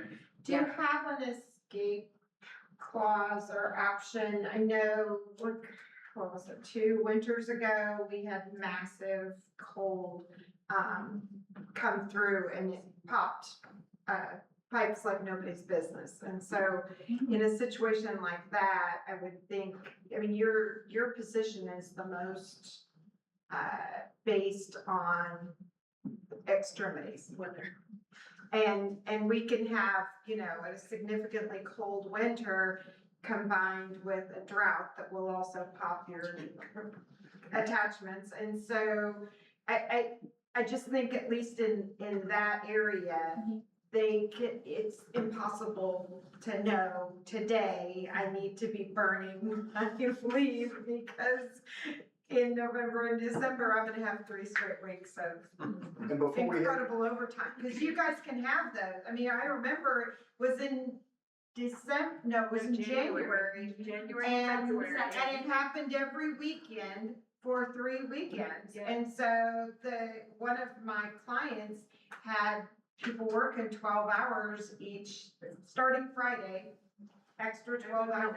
Cause that was the year that the Chiefs game, people were getting frostbite. Yes, Yeah. yes. and before we had that meeting, can And I love that you Wes brought can in the Chiefs. delegate it to a minion, or you can do it. It doesn't take very long, because all of it's public knowledge, a lot of it can be found online. Trevor told me of a different site today that has it, what I would like, and it doesn't need to be, we used to use what's called 20 city survey, it doesn't need to be 20 cities. Take 4 or 5, what I would like to know when we have that meeting is, just the department heads, I would like to know 2 or 3 from the area, what their range is, and where our people are. Where we compare for planning and zoning, Similar size. public works. You don't want Springfield, you don't want Republic, Yeah, here's the deal. rules are way out. Yeah, I do. Yeah, I do, and I'll tell you, yes, I do, and I'll tell you why. They have mental health leave for their director. Yes, they got a lot Yeah, more they money, do. I understand that, but the way I look at it, and this is why I want it, and I understand that they're twice the size that we are, most of them sometimes 3 times, obviously Springfield's much more, but they're our competition. So, I'm not saying that we have to be this, employees. they don't have to be, you don't have to be the same as them, but I wanna be on the same field. Republic with their mental health days and stuff like that, that is just, it's So, whacked yes, out. right. It's, back when I was director, this is not the big problem that it seems like you're discussing this. Cause guaranteed, if we've got some guys and you're watching their time, like, hey, you're getting up there a little bit, I never once had anybody say, hey, I wanna work Friday. Usually it was a situation where I can let you 4 go, but I've gotta let somebody, and then, hey, why don't you guys just take Monday?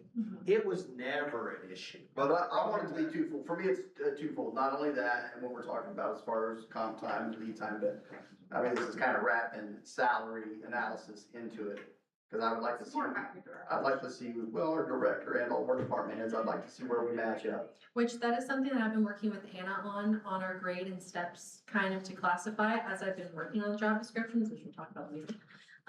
But having our own internal of the grade and scale, because there's not really, hey, this is what we go by the state guideline or the federal guideline. Like everywhere has their own kind of classifications of like, depending on the size of the county and the state, or if it's gonna be a city, of how many grades can we have, and do we have a need for what, like a water 4? Do we really need that all the way for that far steps? Or is that just like in the future plan versus what we need now? So that's, I have been working on kind of the wage analysis of where our current people are, cause I had questions around them in general, so. Great. All right, next. Great. Very good. You know you're gonna walk away with more work, did you? No, it's okay, I'll be back in a little bit after Steve, All right. so.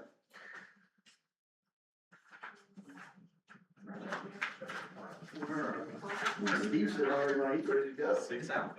6 out for the man says. All right, Steve, you're up.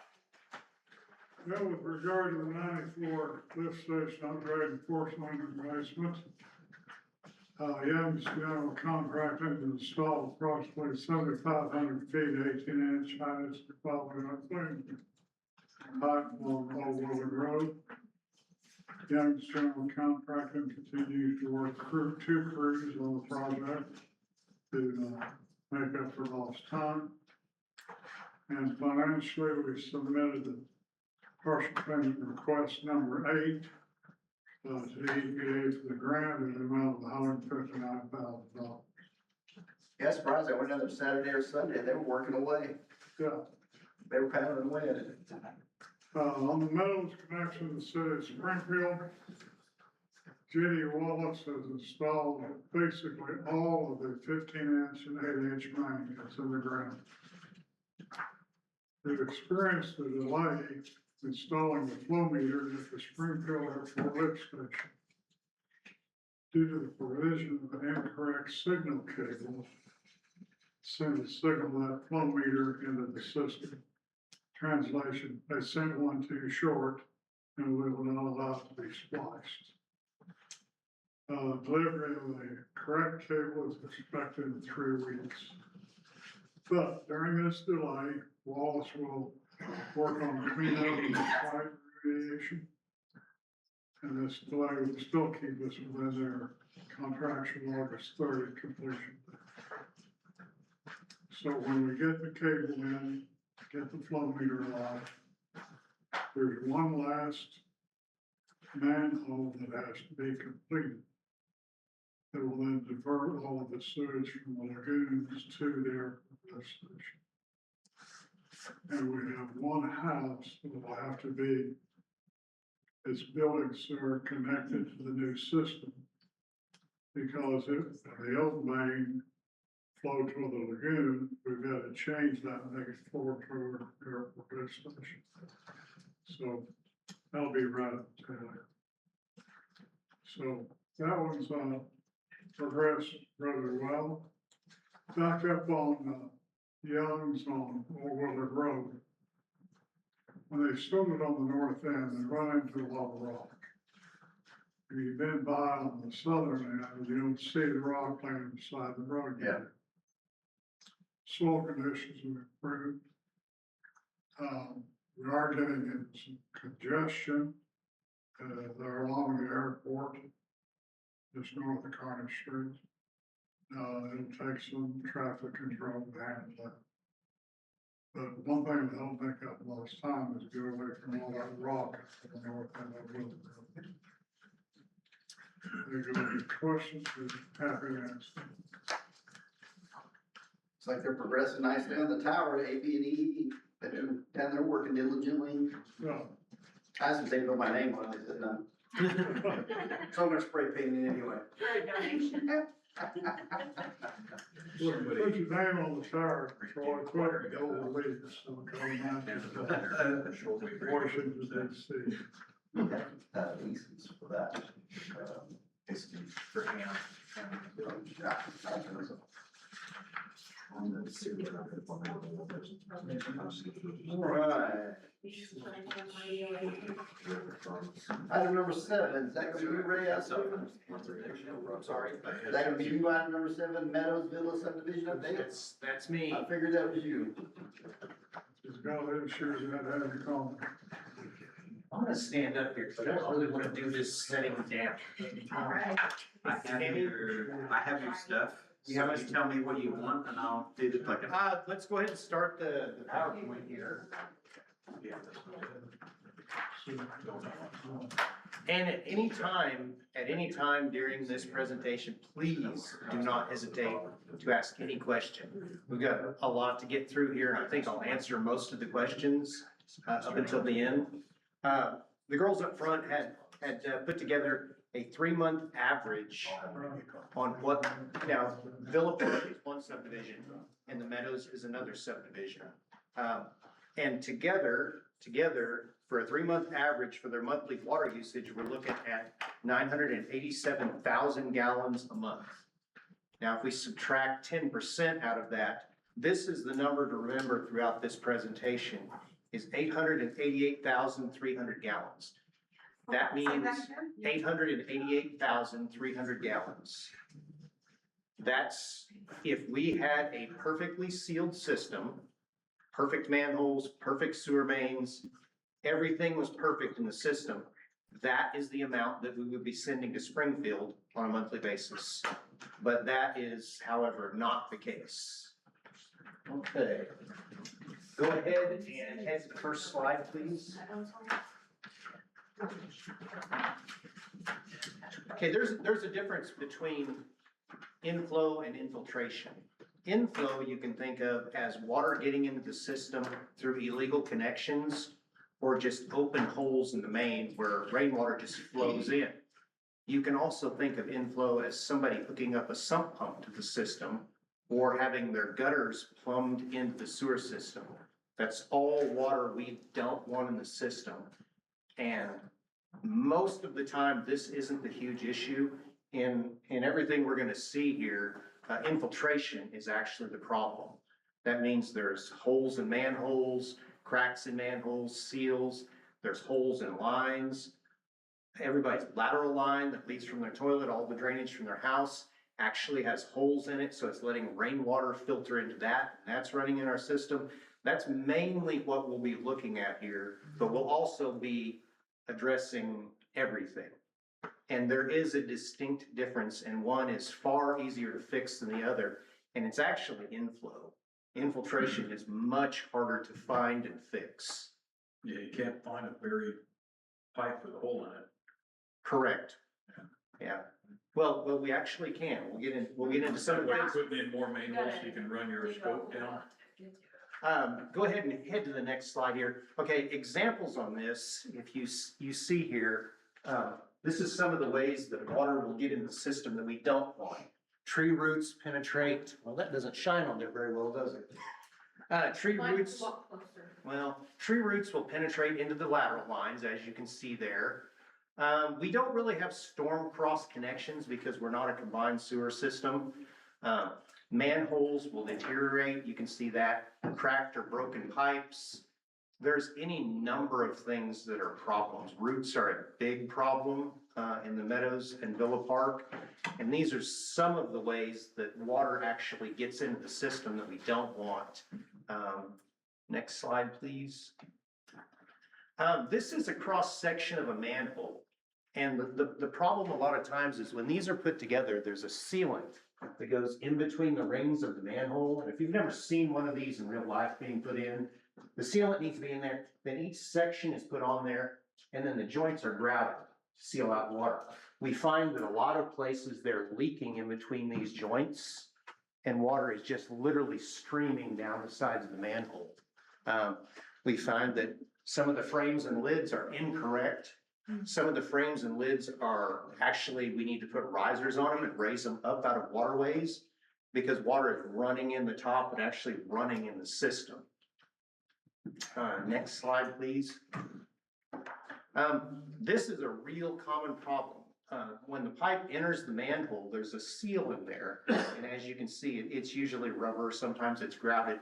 But all the water that you see in this example we'll see a lot of this. So about a third of every manhole, this is the problem. So water just jets in. The brown water on the bottom is actually sewer water. The water on top is just groundwater. And that's what we see there. This is looking up into a manhole. This is looking down into a manhole. So the flow line would be the very bottom, and the water is coming in the top. Correct there. That's perfect, Tammy. Yeah. So that's and this example is really common for things we're gonna see out there, and much worse. We see water streaming in at, 50, 75 gallons a minute coming in around these things. We see cracks in manholes where water is just streaming down the side. Literally some we've seen that the leaks are so bad, water is spraying from one side of the manhole to the other and then going down the system. Some pretty good pressure. Yeah, it comes in far worse than you would think. And the ground out there in the meadows, it holds the water, and these leaks will last a lot longer than Willard does. There's not as much limestone out there. Next slide, please. These are how the pipes come into the manhole. And we'll see just literally leaking in the rings. We'll see leaking around the locks where the pipes come in. We'll see ladders down the manhole where they've deteriorated and water will be squirting in around the ladder rung. Just any number of things we see out in the field doing the audit in this system. Next slide, please. Okay, here's where we get into, the Meadows one is actually first here.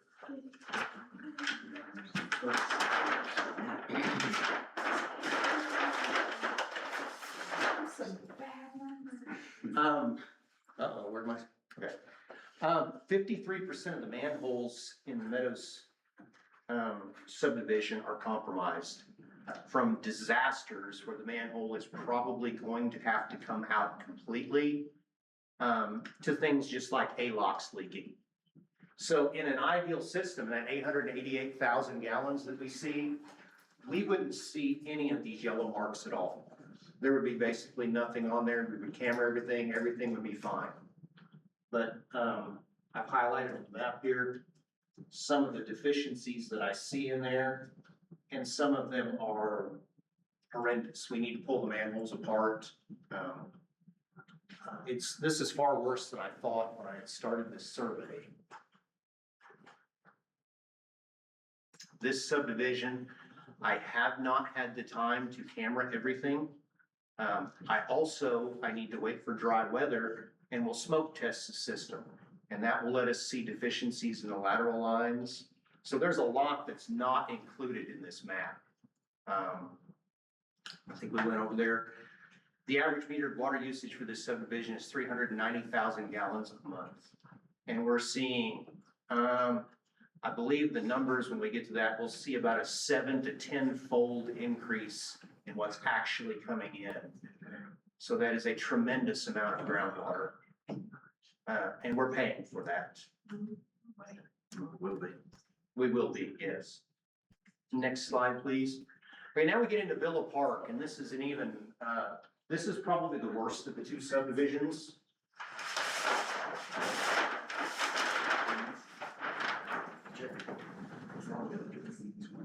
Ideally, this map here would have nothing on it. But you can see the tremendous amount of issues we're having here in this subdivision. We'll see everything from manholes to lines that are leaking, roots penetrated. We have one specific manhole right there. If you could highlight that for everyone, Tammy. Go up a little bit. Up higher. Up higher. This manhole right here that I've highlighted in red it's leaking around every single intersection on there, and it's pouring in probably 50 to 75 gallons a minute. And that's not even the worst part of the line. that goes up through that feeds the manhole, you can see all the deficiencies in this line going up through there that we cambered and found water leaking in. So there's significant problems there. And all this has been done with the presence of groundwater and verifiable, we have the camera on this. So this is all in real time. Is a lot of this from deterioration or just from the trees? Yes. Area? It's Age. age, it's all of the above. A lot of this is neglect. Because the Meadows and Villa Park, for the longest time, have been on the lagoon system. So at one time, Springfield would just charge Willard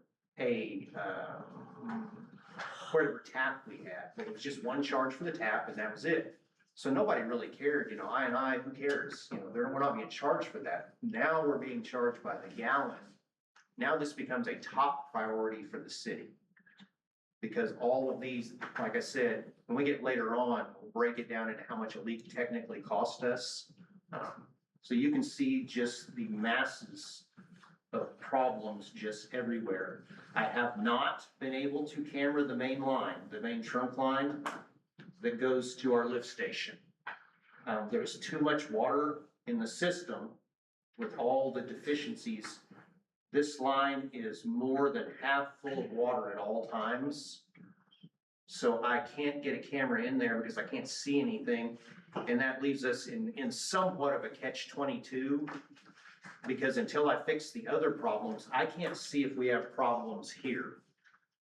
And we could have a major leak somewhere in this line because this field, all of this main is lower in elevation than this field. So these mains are reasonably deep because everything is gravity fed. So I just don't know if there's issues here. So that'll be issues to tackle in the future after we tackle the other issues. Next slide, I guess I'm a little lost now. We kind of got off track there. Let's do next. 28.5% of the manholes in this subdivisions are compromised, just like the other one from minor to major. 90% of the mains have been looked at here. So this is different. I haven't done smoke testing because the ground has to be dry. And if anybody doesn't know what that is, we pressurize a manhole, put in non-toxic smoke. Wherever the smoke comes out is a deficiency. This could be anywhere from cleanouts to broken lateral lines to smoke coming out of gutters on a house, which we need to put a stop to right away. So there's a lot to be done here. And then it tells the meter average. Next slide, please. This is where we get into a little more of the technical stuff. I gave you guys, the engineer's report was 192 pages, but I kind of broke this down into 4 pages to make this easier to digest. So if you look on page 23 of the engineering report,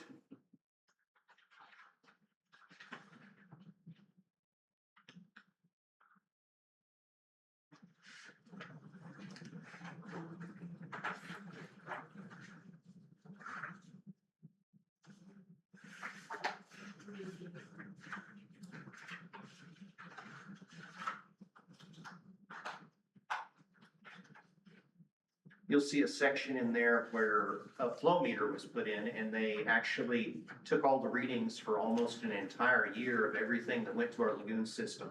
This is combined for Meadows and Villa Park. And we see ranges from 735,000 gallons to a staggering 5.2 million gallons. So remember the number that I said, and keeping in mind that this data is 8 years antiquated at this point. So this is data from 8 years in the past. So do you have a question? No, it's just, that's a lot. That's 5 million from your 888.3. Right. So the data seems to be correct. It could be a little bit off. We're 8 years in the past, so it's probably correct. We see a 735 and 888 here. We're pretty accurate on the data here. So you could assume going forward that we're probably in a wet weather event, we're doing more than 5 million, 5.2 million at this point. So, a sealed system, 883, and you can see what we're doing here. And rainfall has a direct correlation on flow data when you look at these engineering results. So when it rains, flows go up. You know, in dry times, frozen, drought, you know, we'll see just about 888,000.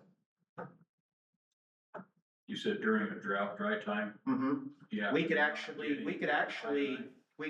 technically see in a drought, we might see a slight bit of exfiltration too. Yeah, I'm betting in real quick, but this kind of supports your point. This is a bill from Springfield, and I've shown you one of these before, but you can kind of see these little scatters where we've had a rain day. This is just on the north line, so it's on the south line, but you can kind of see when it rains. We get these every quarter, and you can always tell where it rained. And that's kind of what Ray's getting at. You can tell as soon as it rains, our flows go through the roof. Okay, next slide, please.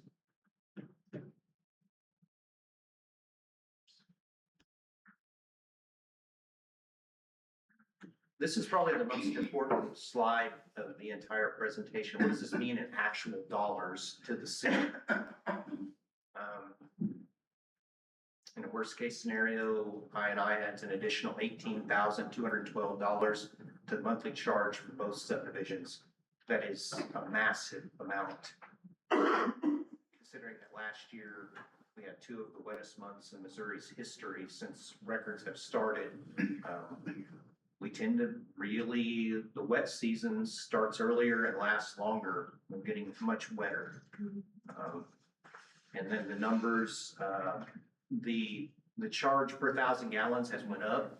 In the engineering report on page 13, you'll see that it was, like I said, this is 8 years antiquated, was $3.32 per 1,000 gallons. Now we're up to $4.17 per 1,000 gallons that we sent to Springfield.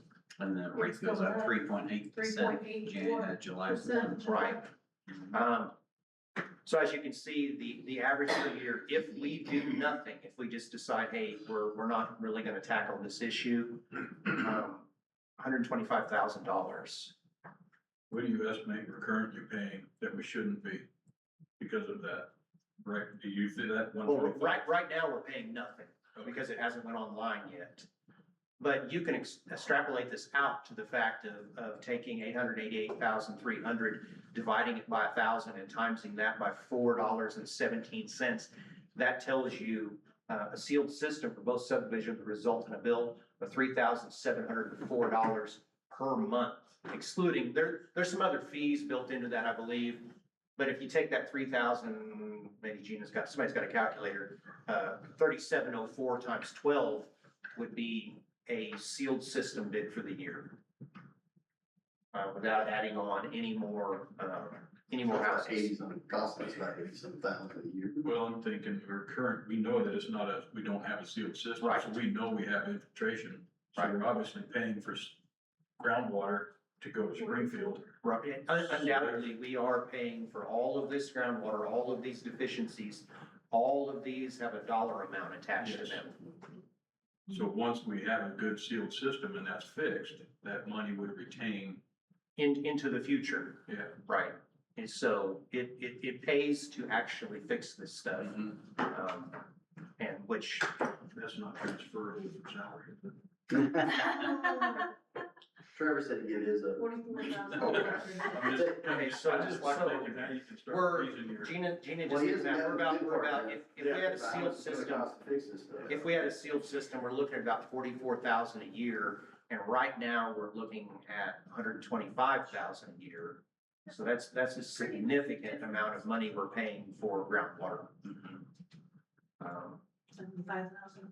Yeah, 75,000 a year, which we don't have to pay. Plus, there would be additional savings for lift stations because a pump will use most of its electricity kicking on, not actually running. So we send less water to the lift stations. We're paying less in electricity cost also to pump that water unnecessarily. So there's a lot of savings that can be done by focusing on I&I. Any questions on this or how we got to all these numbers? You're gonna get to, I don't wanna get ahead of you, you're gonna get to the part with how much it costs to repair those manholes. Well, I've actually, I got everybody on board, not everybody on board today, but I got some of the people on board, and I wanna save that so you guys pass out with the last presentation.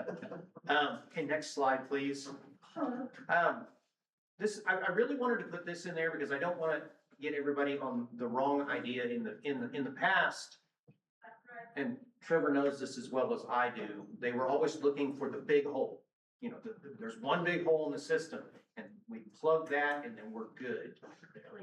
That's just not the case. As you can see here, we have two significant problems there. But an I&I leak of 50 gallons a minute will result in a bill to the city of an extra $9,000 per month. But 51 gallon a minute leaks results in the exact same bill.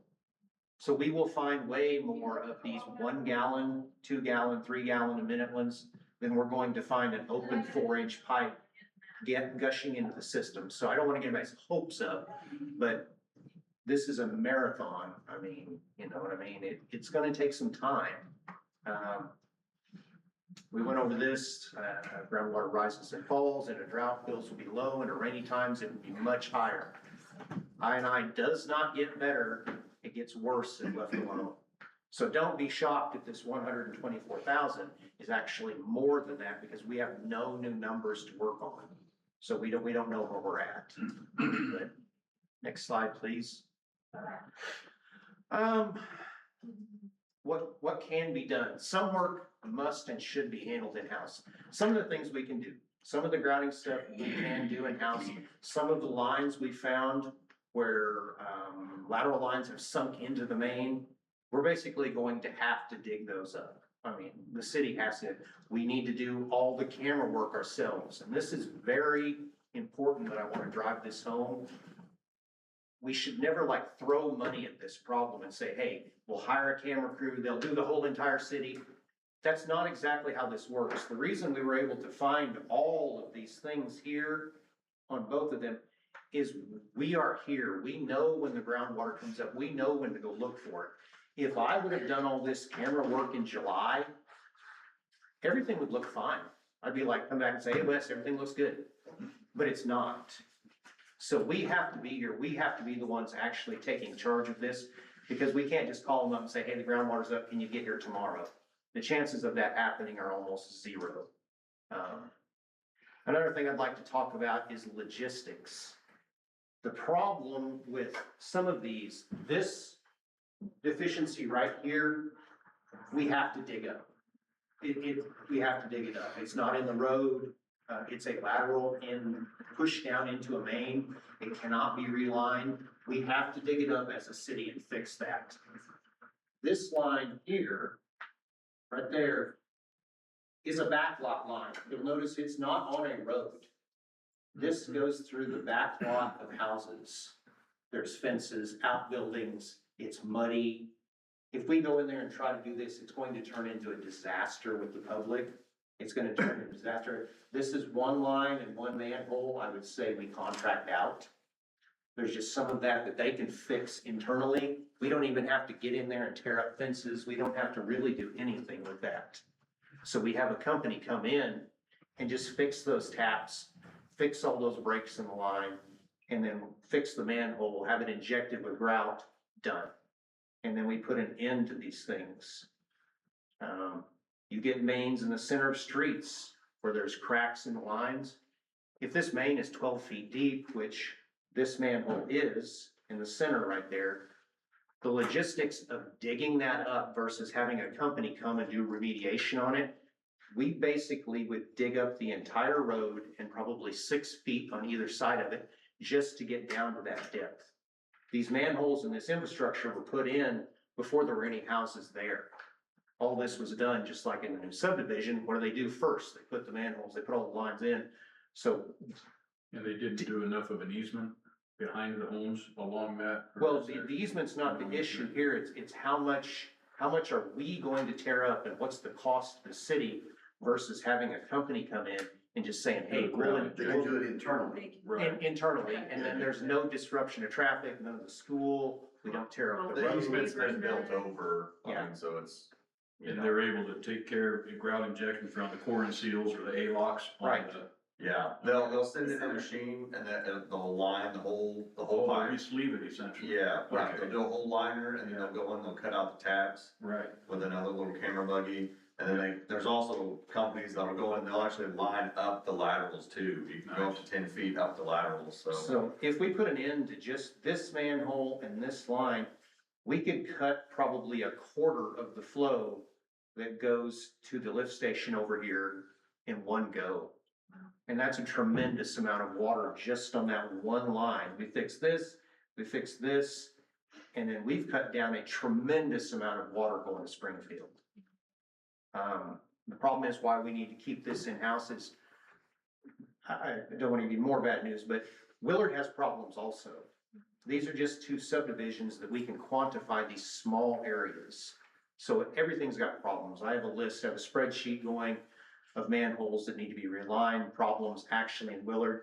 We just need to come up with a tier list of what we can spend and what needs to be done first for the most bang for our buck.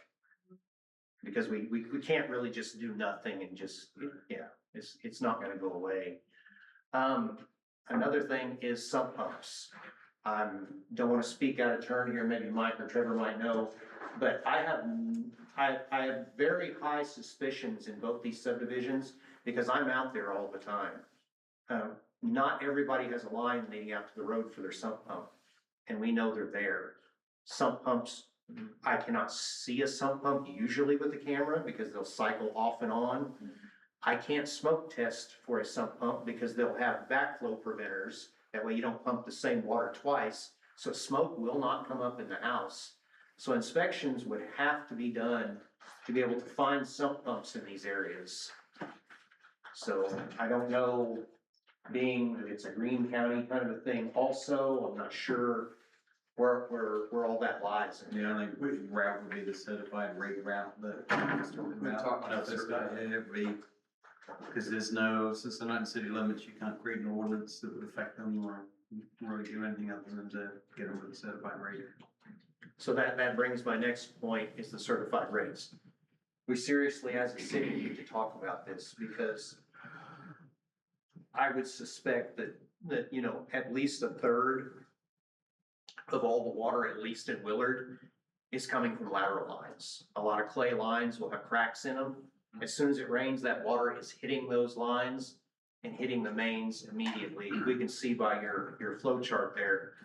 I mean, when the rain happens, the flows start to come up really fast, and that's not our mains. It takes time for water to perk down to the mains. When the water comes up immediately, pretty much, you know, it's their lines in the yard.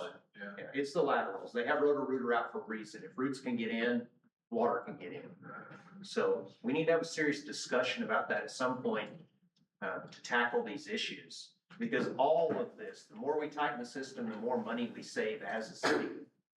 Springfield had good success with the lateral line replacement programs that the city basically funded. Something for the future.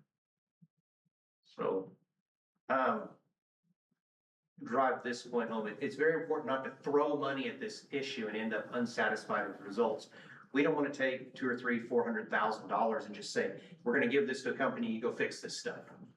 You need to go back and do these in smaller areas and then go back and check on the work, because a lot of these companies give 10-year guarantees on their work. But if you don't ever go back and check, you don't know if you did good on your money or not. You know what I mean? Some manholes, like we had one over here that was lined, we had to go back and look. Well, they have to come back because it's still leaking. So you have to have the staff, the ability to go back and check on this stuff and pop these manholes when it rains and check all these things. So we don't want to do a massive amount of money at one time and then find we don't really get the payback on it. We want to have payback for our money. For every meaningful dollar spent on I&I reduction, a $3 to $5 full payback should be expected. This is pretty much a national average on this, but we're in a little different scenario than most places. This would assume that you have a wastewater treatment plant. This would assume putting oxygen in the water. You're treating water that you don't need to treat. This is pumps. I think our payback would probably be more if we spend it in the right places. Because we can see just in these two small subdivisions, just how much really we could save, you know? And once we fix it, we save that every single month. So, okay, next slide. I think we've discussed some of this in the past. I mean, in the past, it should have been a greater concern, and then we wouldn't be having this meeting about this right now and being so concerned about how much groundwater is there. Because in the past, these two subdivisions really weren't looked at. It was out of sight, out of mind. It just goes to the lagoons. We don't care. So we have a looming monetary situation right now because as soon as we start sending that to Springfield, they're not gonna give us any grace periods on money. And then the last point, I mean, you guys can take this how you want, but I mean, maybe Steve, tell us a little more. Maybe, I don't know, at some point, are we ever going to get to a wastewater treatment facility level? Well, the debt service for a wastewater treatment plant, if you're talking about, 20 million, I think it's 0.08 times 20 million annual debt service for 30 years. Plus operating and expenses. Plus community pushback to whatever point source discharge you select. Whether it be Clear Creek or something like that. The city of Springfield, if you can control the I and keep it down to actually processing wastewater, not groundwater. Their magnitude of scale and the rate they charge us really makes building a treatment plant untenable at this time. Now, things, I've been around this for 20 years. The fear is the EPA will come into Springfield, demand something with a tremendous price tag on it. That price tag will be divvied out to the satellite communities. Springfield City Council likes to do that kind of stuff. At that point, or do you see that really on the near horizon, then it's time to get serious about treatment.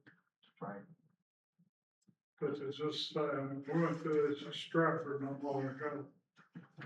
There was a desire there to have a treatment plant because the administrators followed me, did not want to have to ask Springfield's permission for expansion.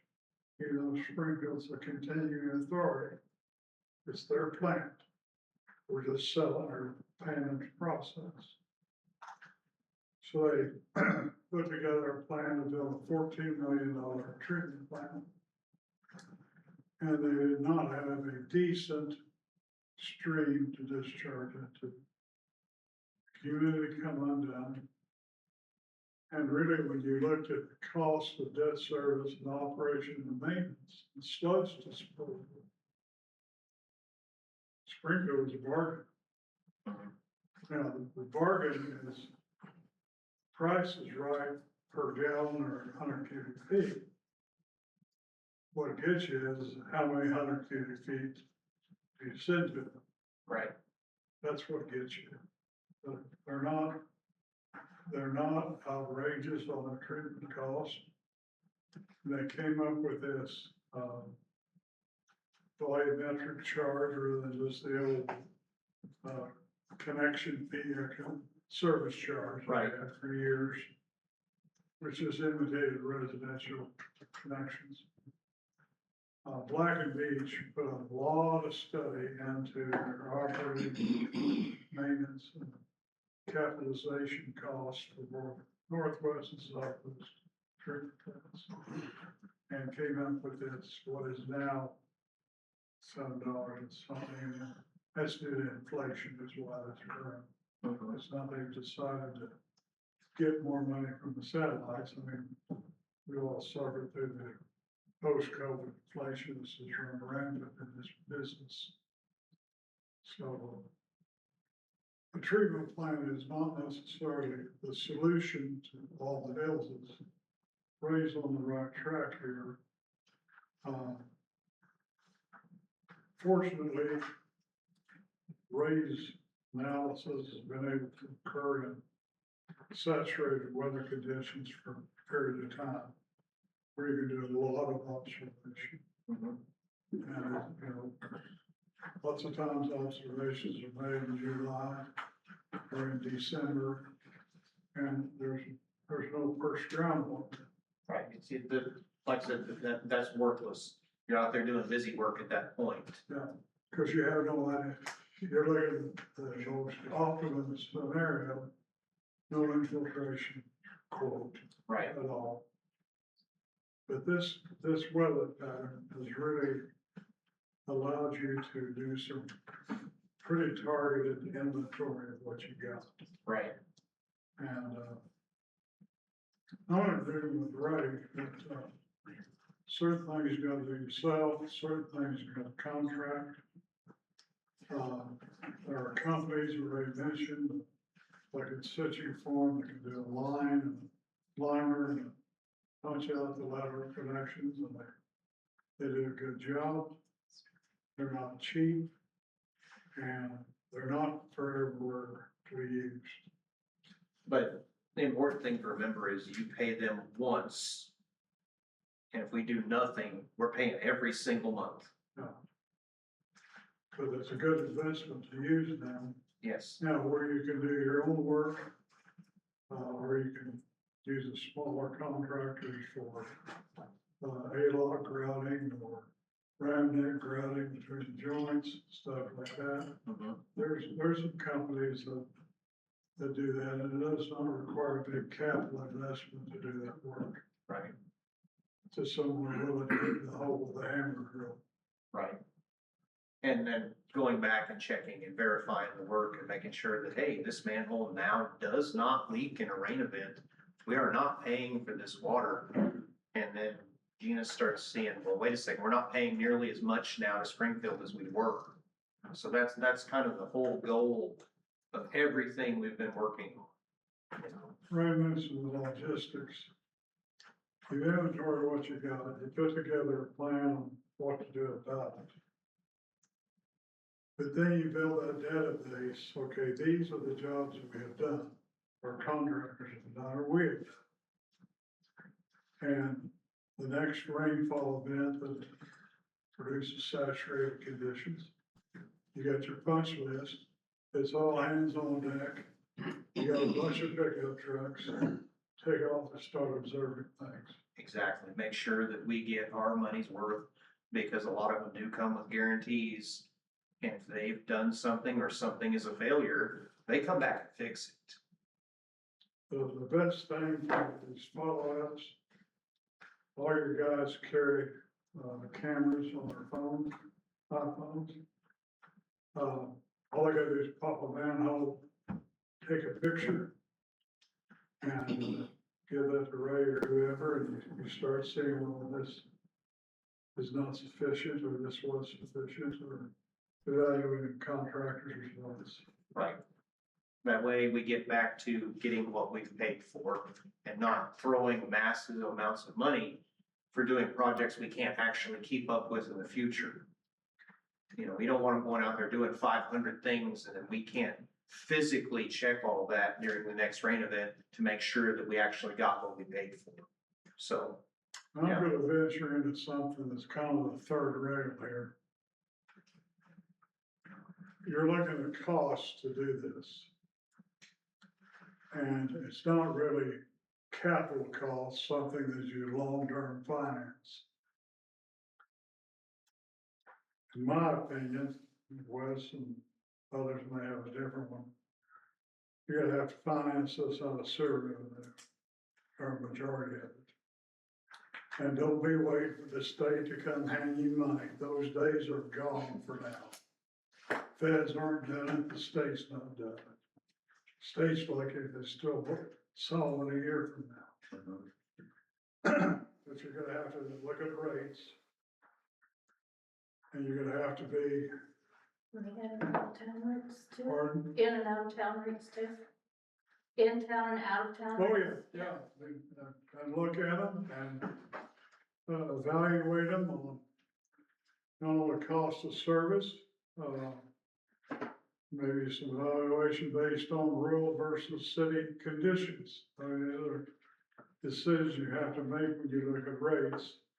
You're not gonna be popular, everybody's gonna scream their head off, but you have two choices.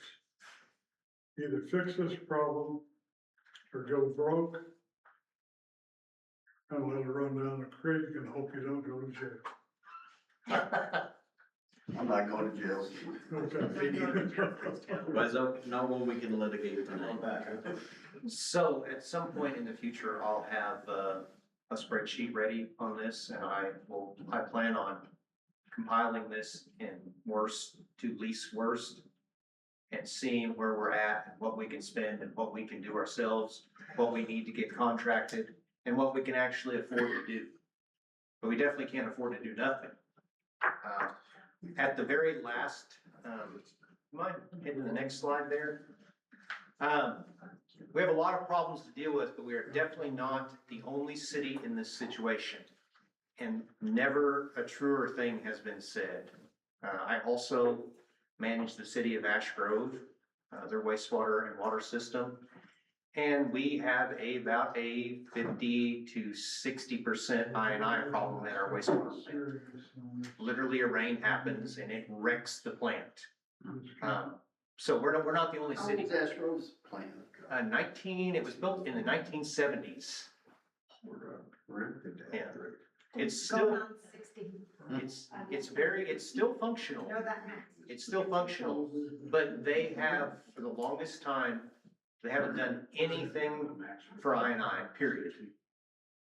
So naturally, they don't pay for it, but they pay for it. So we're not the only city with this big problem. The problems that we have are not insurmountable as long as we work together. And that's everybody. This is not gonna be a just me out there with a caulking gun kind of thing. That's right. As a Yeah. note, for the last 2 years, we've budgeted 50,000 strictly for I&I, and it Yeah. probably needs to go up. But that was our start, so I would recommend that, you know, it's you guys choice going forward, obviously, but I would recommend you at least maintain it, if not find a way to increase that, especially with the rate studies coming up. It'd be a good place to capture a high number. Yeah, we're definitely 50,000. It's gonna be more than that, or, well, we probably should be spending more than that. Questions? I know you all must have some questions. So when we budget an amount of money, that budget includes not only identification, location, and repair? Or is that money, or are we just talking about, that's just repair money? I would like to Is that the whole basket? I would like to earmark the money, some of the money just for remediation of these problems. Because you were telling me last week in my class that you gave me, which I appreciate how simple you make this to understand, I really appreciate that, but I think last week you were saying per manhole cost could be 3,000. Right, in your supplementary packet I gave you guys, I've actually got some estimates that we can piggyback on a couple of companies' contracts. One of them is Joplin. There are several companies out there, big and small. And you can kind of look through those on your own, but some of them want to work together. Some of them tackle different problems. Some can do things that others can't. So we have to look at a lot of these things in depth and see what company we want to choose for different projects, because some can line taps like this line here, and some cannot. So it's gonna be different companies tackling different issues, because there's a lot of different issues in the system. Pulling the manholes, raising them, getting them out of waterways, fixing a lot of these lines. A lot of this stuff the city can do themselves. But some of the things like this line in particular in this manhole, I'm 99% confident we need to have this contracted. We can't just go in there and dig it up. We're gonna spend a lot more money and have this audience completely full of people from Villa Park that are absolutely furious. So that would be the way to go. And that's probably how 99% of the cities would tackle this problem. Well, I'm doing some Troy math and trust me, it's ballpark-ish. Uh-huh. So I remember when we were talking last week, I think you said that one neighborhood had approximately 36 manholes at a 53% efficiency rate. If it was only $3,000, if it was just an average of $3,000 to repair just those, I mean, that's 54,000 right there. Right. But you gotta consider, that's not, when you see that 53% efficiency. It could be from one crack to replace the whole thing. It could be, correct, it could be from a totally destroyed manhole that just, it needs to come out, or it needs to be lined. We have to figure something out when the company comes out there to, this one that's sitting in a waterway, that we just need to dig everything out. The city needs to pull apart the frame and lid. How did it get in a waterway? All of this area in here is a swamp. And these manholes, when they were put in, no forethought was given to that. And when the water runs down through here, these manholes will be underwater completely. Where is that? This is in the Meadows subdivision. Right, but Right, yeah, give me an aspect of where's that sitting, north, south? Is that? Which road is it off of? Yeah. This is 103 right here. Okay. And then down here would be double E. Uh-huh. So, so some of So these, that's I mean, just before the main entrance? not every single one of these is gonna be a come in and we want you to reline and respray the whole manhole. We haven't done a breakdown of exactly what we want done to each one of them. But like this one, they need to inject A-lock. This is in a swamp and it's literally just spraying in the manhole that drains directly into our lift station. So there's different degrees of this, so you can't roughly say that it's $3,000 a manhole, because that's probably an overestimation of the price. So it's not gonna cost that much, because like I said, some of these will do, other ones, yes, you're gonna spend $3,000 to $5,000 per manhole to stop all this water. A whole manhole, top to bottom, we gotta put a new one in, it's about $7,000. But if Is you, that a 5-footer, or is that no now there's 15 footers? And it's definitely not a 15-footer. How much is a 15 footer? Yeah, definitely not, 6 foot, 7 foot, Yeah. probably get a rope. But all of these, there is probably just 2 manholes in this entire subdivision that I would recommend ripping the manhole completely out. It's that bad. Most of the other ones are not that bad and could be relined by a company and just relined and injected in place. and then just do the A-lock. Right. And what I'm seeing in this, I haven't had a chance to camera this entire subdivision, and I'm gonna have to wait for more rain and time this out. But this subdivision was put in all with PVC plastic, it looks like. I haven't done it all. But it seems like the majority of the problems here are the manholes. So we'll find manholes, lateral lines, but the mains seem to be fairly intact in this one. So this would be a pretty easy one to knock out the entire subdivision and stop all this water. But that being said, most of the water is coming from Villa Park. This is the one that overfloods the lift station with almost, we get a really bad rain, it spills out on the ground. The lift station literally cannot handle all the water that's coming into it. So this is our problem child right here. Have you already presented this to the water department, or water board, or are they next? I gave them, when I was at the water board meeting, gave them a brief summary, and a lot of them said, well, if this is cast, they're gonna watch it. I didn't want to get into the weeds too much with them if I'm gonna put on a full presentation for you guys. Sure. So, but I can make them more aware of this next time, but this is definitely our problem child right here. This is where the majority of the water going to Springfield is going to come from.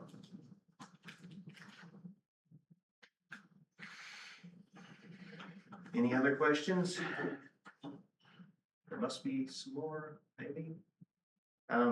Don't be too unnerved by the cost of some of these things. When you look through these, they've broken it down into mobilization fees, how much the mobilization fee is for one mobilization, not for every manhole. We group these into sections and we can get a lot more done for our money. So when you look through some of these, I've got two different well, actually 3 different companies in there for you to look at that kind of give some price guides on what they charge for remediation. So if you need to go to sleep tonight. Because if we do piggybacking, then we can use other people's bids they already have in place for that. Right. Cuts down on mobilization if they're already mobilized. Yeah. Right. So like if Springfield had them coming out, we could tag on and they could come to us while they did. Exactly, yeah. There was just one other thing, if you read the little cover sheet, me and Trevor have been talking about this, the lagoon system, for maybe a skeletal outline for DNR. To request that they allow us to keep the lagoons. Right. Just for overflow purposes. Right. Yeah, I mean, I think it's a good idea, because I know you guys are down on 194 all the time pumping it. Right, and that would give us a good way to just open up the truck and just like, we've got a storage area for this, when we pump out lift stations, it gives us a great place to just put it. We really don't want to dump that down manholes. So I think this would be pretty great to add on if they would let us do this. You think that would be agreeable? I would say so. I mean, I know the head guy down at the Southwest Regional Office, so we could always have a slight meeting and say, look at this, we're kind of in a unique situation here where we're doing our best to stop overflows, but while we're working on our I&I, this would be a great place to send the trucks and take this there. I don't see why they wouldn't. It's kind of operated through like hospital or something when you need to hook it into the main truck. No, we could actually, the problem lies in the fact that when the system is supercharged with I&I, we've had guys, when we've almost had an overflow at regional, we'll get the pump trucks down there, and they have to dump in certain manholes so that then this can go. Well, the manhole is so full of water that it literally takes forever for this without overflowing the ground, which then we have to report as a bypass.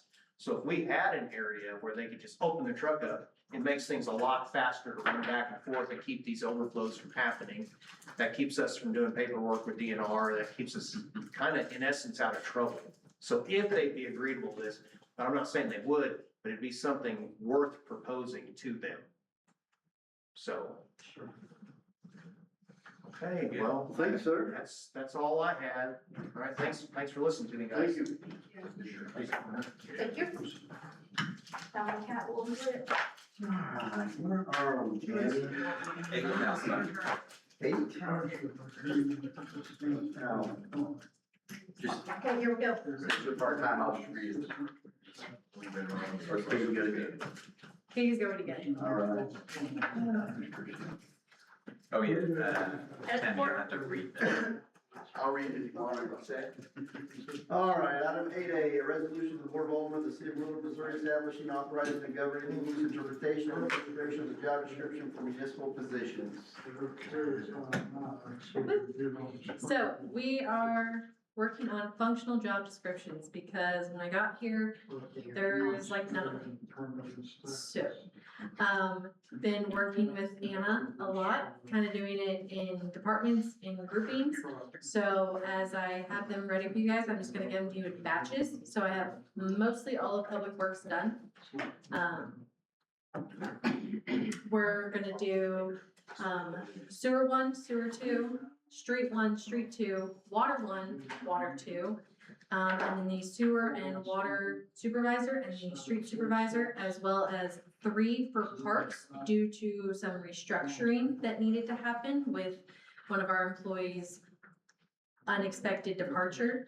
And so getting those approved for you guys as well, so that we can kind of get them at an understanding of what their new expectations are gonna be. And also Wes's, because, well, the job is posted, and so it'll be nice to have an actual job description to give them. It is 5 pages long. I was gonna make a comment about that person. That drives me nuts. Yes, I Can we know. not just boil it down to like a resume, a page, maybe 2 tops? I mean, a 5-page, yes, we know Wes has to bend over. Occasionally, he's got to pick up a shoelace or a rock out of the parking lot.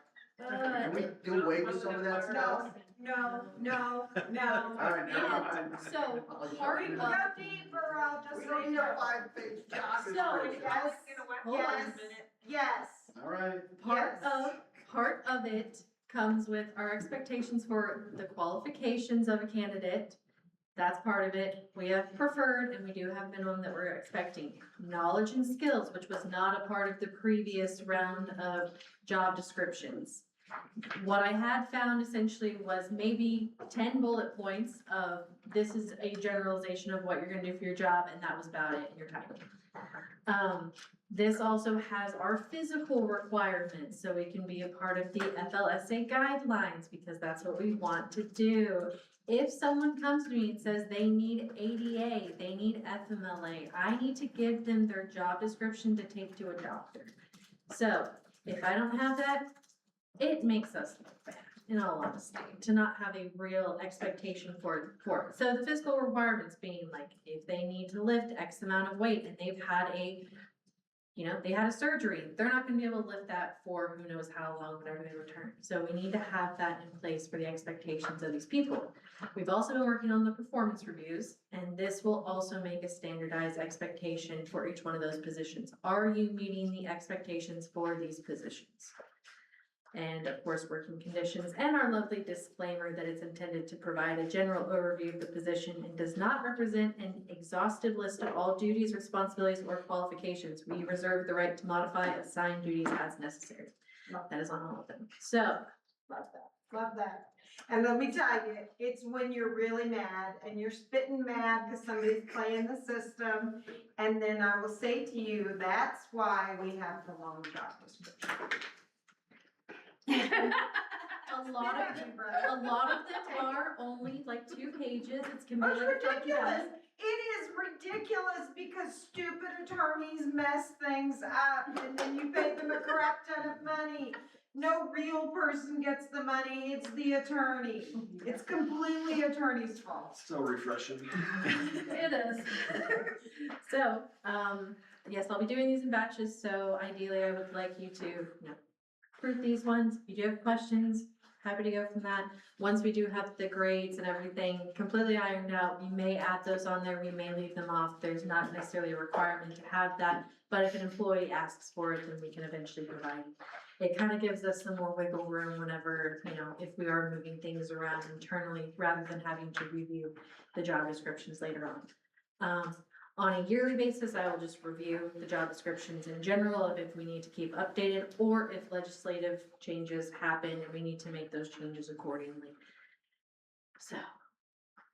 I really want to see the part in the job description where Wes was gonna use a hose to dive into the pool to breathe. Other duties is I was gonna say, I think that was voluntary. I really want to see what that looks like on paper. That's a voluntary. one big smile on this It is man's expected face. to exercise independent judgment, so that was his independent judgment right there, for the city's mission and long It's term. only gonna be a stop and garden hose going like this as soon as. Technically, it was not a job duty, it was a voluntary thing that I was not feeling compelled to do. I chose to do it, therefore, not a violation of workers' comp. Oh, we've gone over it. We had that discussion when Because he was telling me about it, I was But like, he "Hell, said, no, you're and not." and I'm like, I was like, "No, you're not okay, doing how do we get there? That's when I started calling. Can we keep scuba the hose certified that sees a traitor? Don't make me break out another one. She's presenting it as a resolution. You just made it Sprite. You have to approve job descriptions, and then your salaries, and that's why she's talking about having them in ranges, and by classification, because then you can approve those ranges by ordinance, and you don't have to come back and do them individually. Salaries have to be done by ordinance. Because we don't have the salaries attached to these. Yes, because we do want to leave room if things were to change, instead of going back and changing them all consistently. It's like, oh, hey, well, now we have to, increase just this one, or now we're gonna have to do it for all of the exempt. having these functional job descriptions as the base to then finish our classifications, our grades, our steps, it's gonna be necessary in order to then go with the wage analysis that working on. So it's kind of a walk it backwards kind of thing.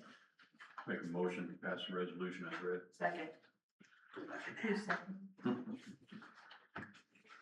All right, so I got a first and a second, Alderman Williams, Yes. Alderman Hill, Yes. Alderman Key, Yes. Alderman Lancaster, Alderman Matheson, Yes. and Alderman Wilson. Yes.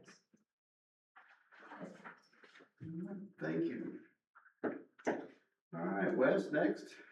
Okay, so this next one was, it's listed as an ordinance, but there needs to be a little bit more internal discussion before we present it for a final ordinance. However, we did want to get you guys' feedback on it. This came up recently as kind of a twofold, as Katie was doing the functional job descriptions, there was some more requests for take-home vehicles. And then also in a recent finding, we had discussions about fringe benefits, of which a take-home vehicle would be one. So what we wanted to do was, PD already has a take-home vehicle policy. There is no general take-home vehicle policy for all others. So we wanted to give some kind of guidelines that we can assess based on board direction. Does this position qualify? Does this individual qualify? Does this need qualify? Sometimes a take-home vehicle may be necessary for like overtime. Sometimes it may be necessary because you are gonna have to respond at a moment's notice, and it's more of a permanent feature. Sometimes a take-home vehicle is a nice perk to offer to somebody to encourage them to come work for you. So before we start playing with the public's assets and deciding, you know, who gets and who does not get, what we were trying to create here is a policy to govern administration of giving benefit and what we do and when we do it. So it's fair, understand. Which is taxing. Yes, and that's the other piece is part of our administration side would be, okay, now we know who gets and why they get, and now we can assign value to it and report it appropriately for taxation. And for the city's benefit, I know there's a lot of studies out there that show how much longer vehicles last when they're take-home vehicles. Yep. They get taken better care of, the oil changes happen more on time, they're not abused, there's an actual number, I haven't seen a study in years, but they will last longer because people will take better care of the car that they take home. Chief has found the same thing. The PD, I guarantee it. Good enough for me. Make a motion. But we need to No, decide. But But we need to, We just need which direction. positions give the vehicle. Positions, needs, what, any criteria you want us to consider in granting this benefit to staff? Because we can't give everyone a vehicle. We don't have that sort of money to give So you everyone. don't have it worked out as to who gets or which department? We don't want to until you've given us direction, because it's a public asset that we're dealing with, and if the public comes to us and goes, well, why, you know, I just saw this guy doing his grocery shopping in the dump truck. You know, what are the criteria you wanna apply to Maybe who some of gets it we should what? discuss. Well, we need to discuss, because a lot of times the cities will do also is a radius, that you have to live within a Yes. certain radius. Which I do have on there as a To couple of get better. options. There is 10, 20, and 30-mile radius on there. I did hand you guys individually a little packet. There is the 5 employees that do currently have take-home vehicles on there. I don't want to dox them. But that is, it shows you where they do reside. If that's, Go through my pocket. it's like the last page. You don't have a cap on miles per year. We don't have anything right now, really, as This- far as. And your insurance covers it. Yep. Just- Is everybody hearing that? Your insurance is paying for it. So one DUI. And there is a grandfather clause in there, so it doesn't necessarily apply immediately to existing employees, but again, it's one of these things that we wanna get direction from you guys on what your comfort is. And where we I would say first and foremost, we wanna prioritize, I mean, first and foremost would be need. I can't imagine a time where Gina would ever have to come in at midnight to look at the books. I don't know. But, you know, obviously. Do you have access to the books on your computer? We have an emergency audit. Yeah. Right No, now. but a lot of times I wake up in the middle of the night and I'm like, oh my gosh, I should have done this. I'm writing it down. I We're should have talking done about, it. yes.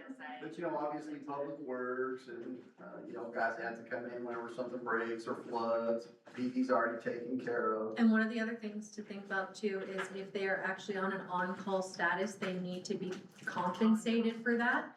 And so I do have in there a compensation for if they are truly set for on-call. But the problem is if we have everyone considered on-call all the time and it's not an option for them to plan their lives, you know, go on vacation, do these things, that, you know, becomes a whole different. Let me ask you this, do we have restrictions, because I enjoyed this for about 2.5 years, when they're on on-call status, are they allowed to go a certain distance away from Willard? We don't have anything as far as that. Because when I was on call, I could be more than 20 minutes away from Springfield, and I didn't get paid for it. Respond within 20 minutes all the time. Okay, so you said. 2 hour, the handbook says 2 hours. Okay, Yeah. 2 hours. I know when my brother-in-law was in the county. Yeah, that was enjoyable. But the thing about take-home vehicles is it reduces that time because you're not running to the shop and finding your stuff and then you're running back out.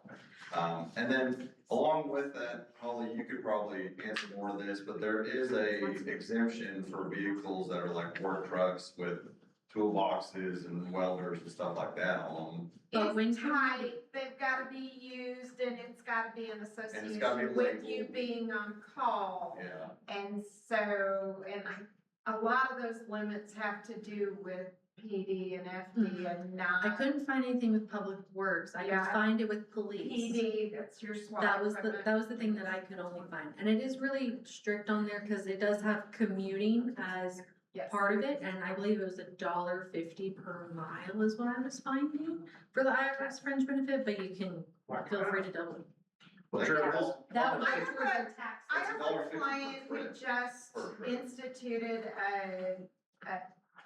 there's rotating on call. So Yes. everybody isn't on call all the time, right? So you have it on a clear rotation, so you can have a predictability. I'm not on the rotation this month, and therefore we can plan this, so it's predictable. But beyond that, they then, instead of saying you're on call and no pay, they had a set amount that they pay them. And so it was a real low fee for the city, but it made all the employees super happy. I was so impressed with it. So my suggested one on here, at least as far as like the Monday morning clerk verification, was on Monday morning, so-and-so goes in, checks in with Melinda or Donna, and they get their vehicle assigned to them for that week. And then the next Monday, it's gonna swap. You're gonna check in that vehicle, she's gonna confirm the fuel, you know, that you have, you turn in the fuel card, you know, the on-call phone, all of that, and then it's gonna go right to the next person. And then whenever it comes to payroll, then they can then bring the sheet over to me or Gina, and then we can say, yes, this person did actually, you know, have on-call, like, you know, they did clock in for the time, they were doing those hours. It's, you know, it's backing that up, and it's also tracking our mileage on our trucks.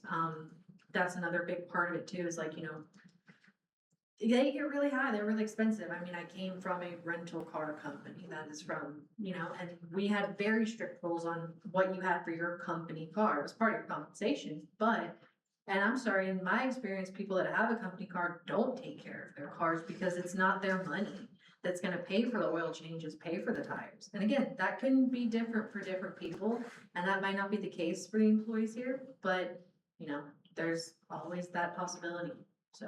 My previous jobs, when you've had a company car, you put your gas in too. Yeah. We're putting the gas in. Yeah.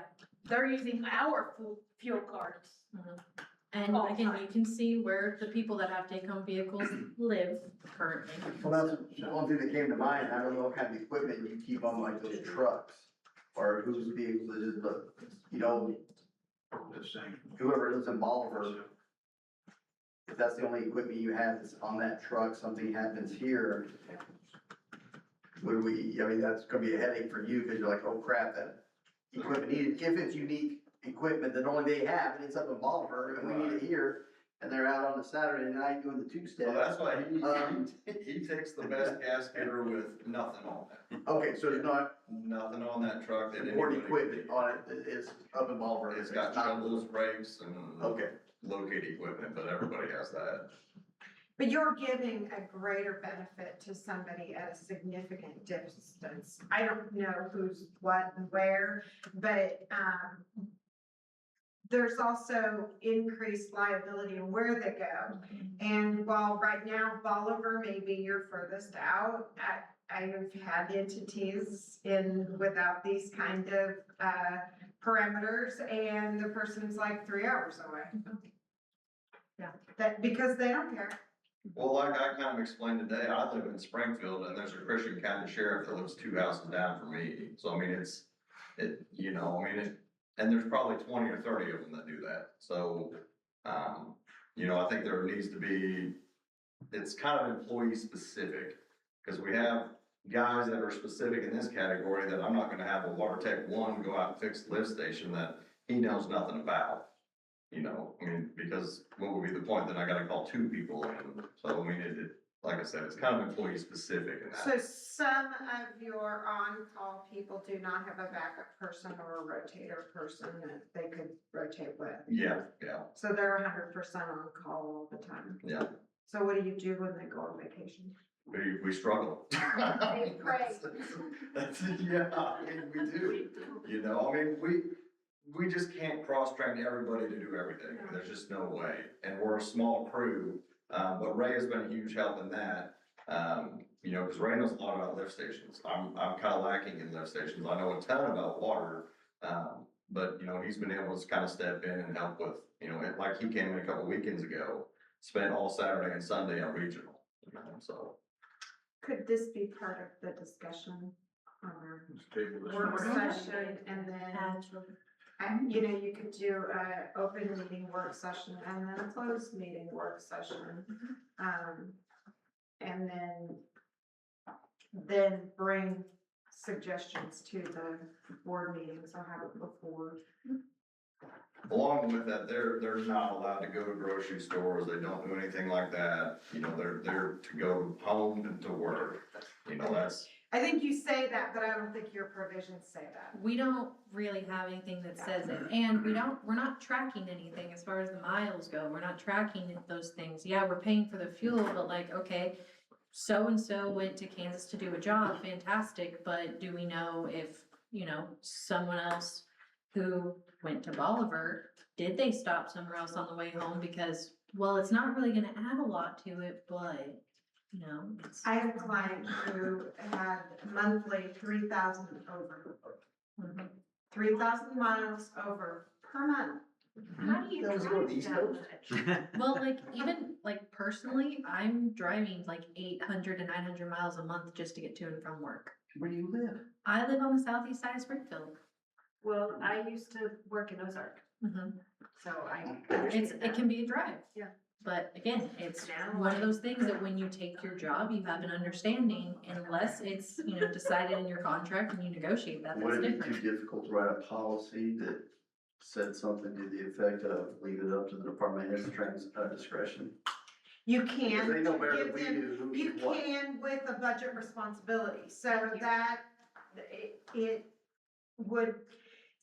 sets you up for discrimination from whatever. Everybody can claim discrimination. Because Trevor let one guy do it, but not the other guy. But you can have different policies per department. So while Public Works has a very unique situation, we know police department doesn't, right? Officer. So it would depend, what other departments do we have? That's it. Parks. Parks, They don't have, do they have TICO? They don't take them all. No, just Public Works and then the PD, and then Max. That was negotiated. So it is just Oh, so I just meant because it was a vehicle. Yeah, I that's know. all. I know. I was just stating that that was part of the employment process. Mike's smart enough to negotiate for it. Well, you usually have exceptions for your directors. Okay. You guys just want to talk about it? Yeah, I think that needs to be a Talk work about study. handbooks and classifications and. Every hour. Yeah. I'm just gonna say, Cam, you're the expert, you write it. Hey, I was working on it. I have my view on it. And again, even though it was part of their compensation of my last job, they were not allowed to use it for additional use. I had a tracker that I had to monitor their miles on every pay period because we reimbursed them. That was how it worked. It had to be on a contract, so it was $50. I then paid back their $50, but I had their contract and it said how many miles in and out. If I noticed there was unusual activity, then I had to bring it up and I had to write up a manager for it. And I mean, they were getting paid a whole lot less than here, so. So for the work session, because this board really does respect your expertise, put your preference so that they know they don't, you know, like, here's the gold standard. Yeah.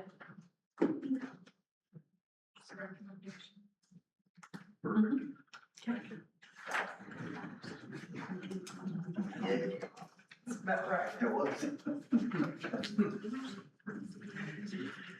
Of course, it was forfeitures and a forfeiture. It was a forfeiture. It's not on There we there. go. My boss, I said, job limitations. Yeah. No. It's not for us.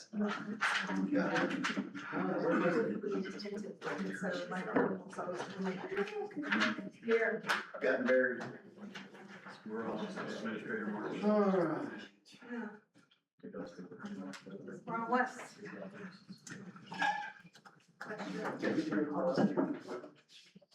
That was finally corrected. All right, Wes, go ahead.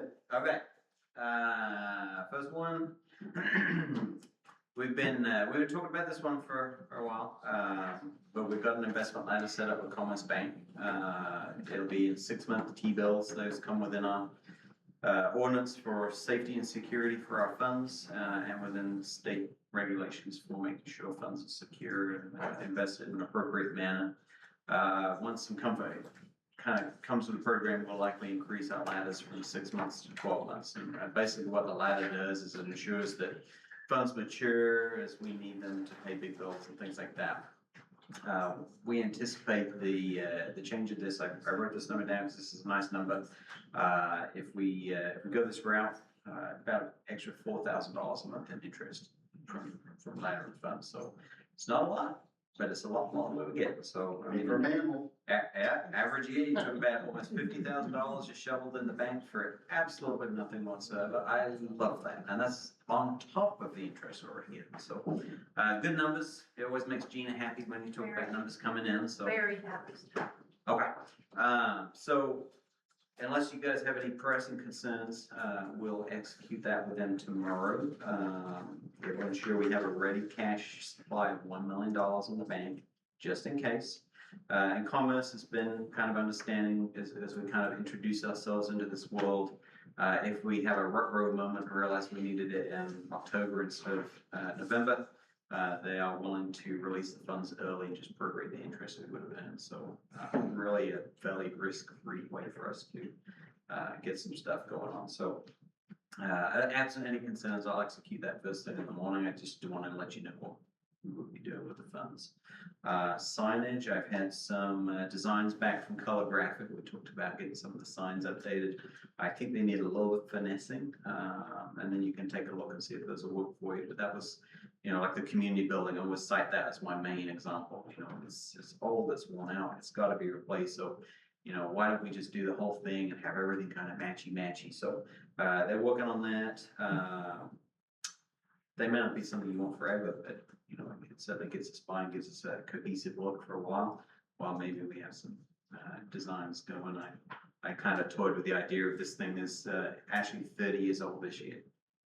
Next month, the Willard logo was designed by, I think, a kid at the high school. And I found lots of designs actually. Were about 30 years ago. There were lots of designs submitted. So I wonder if maybe a good idea is, and again, if you guys want to, you have that thrown out and have the community see what they want it to look like for the next 30 years. And then maybe have the signs updated, since these ones won't be super expensive. And when you update the signs, are you gonna take the old ones and sell them? Because sometimes people want those. They do have a value. They have a value in restaurants, you know, you could get an auction that might be a lot of fun. It could be. I think it'd be a lot of fun. Yes, I'm around with it. I wouldn't be surprised. It's a good idea. But the signs just, the signs are so rough and there's no consistency, like the parts of reg, like what? But that rough is considered vintage, and it gives it character. I'll let And you you have that. can't, I'm just telling you, it is surprising the market is out there for these things. Go into some of these restaurants, it's all around. Yeah, that's true. Well, I'll get you some designs if I can get them finessed before I head out. I'll email them to you for consideration and we can discuss those at a future session, but I will be excitedly watching you say.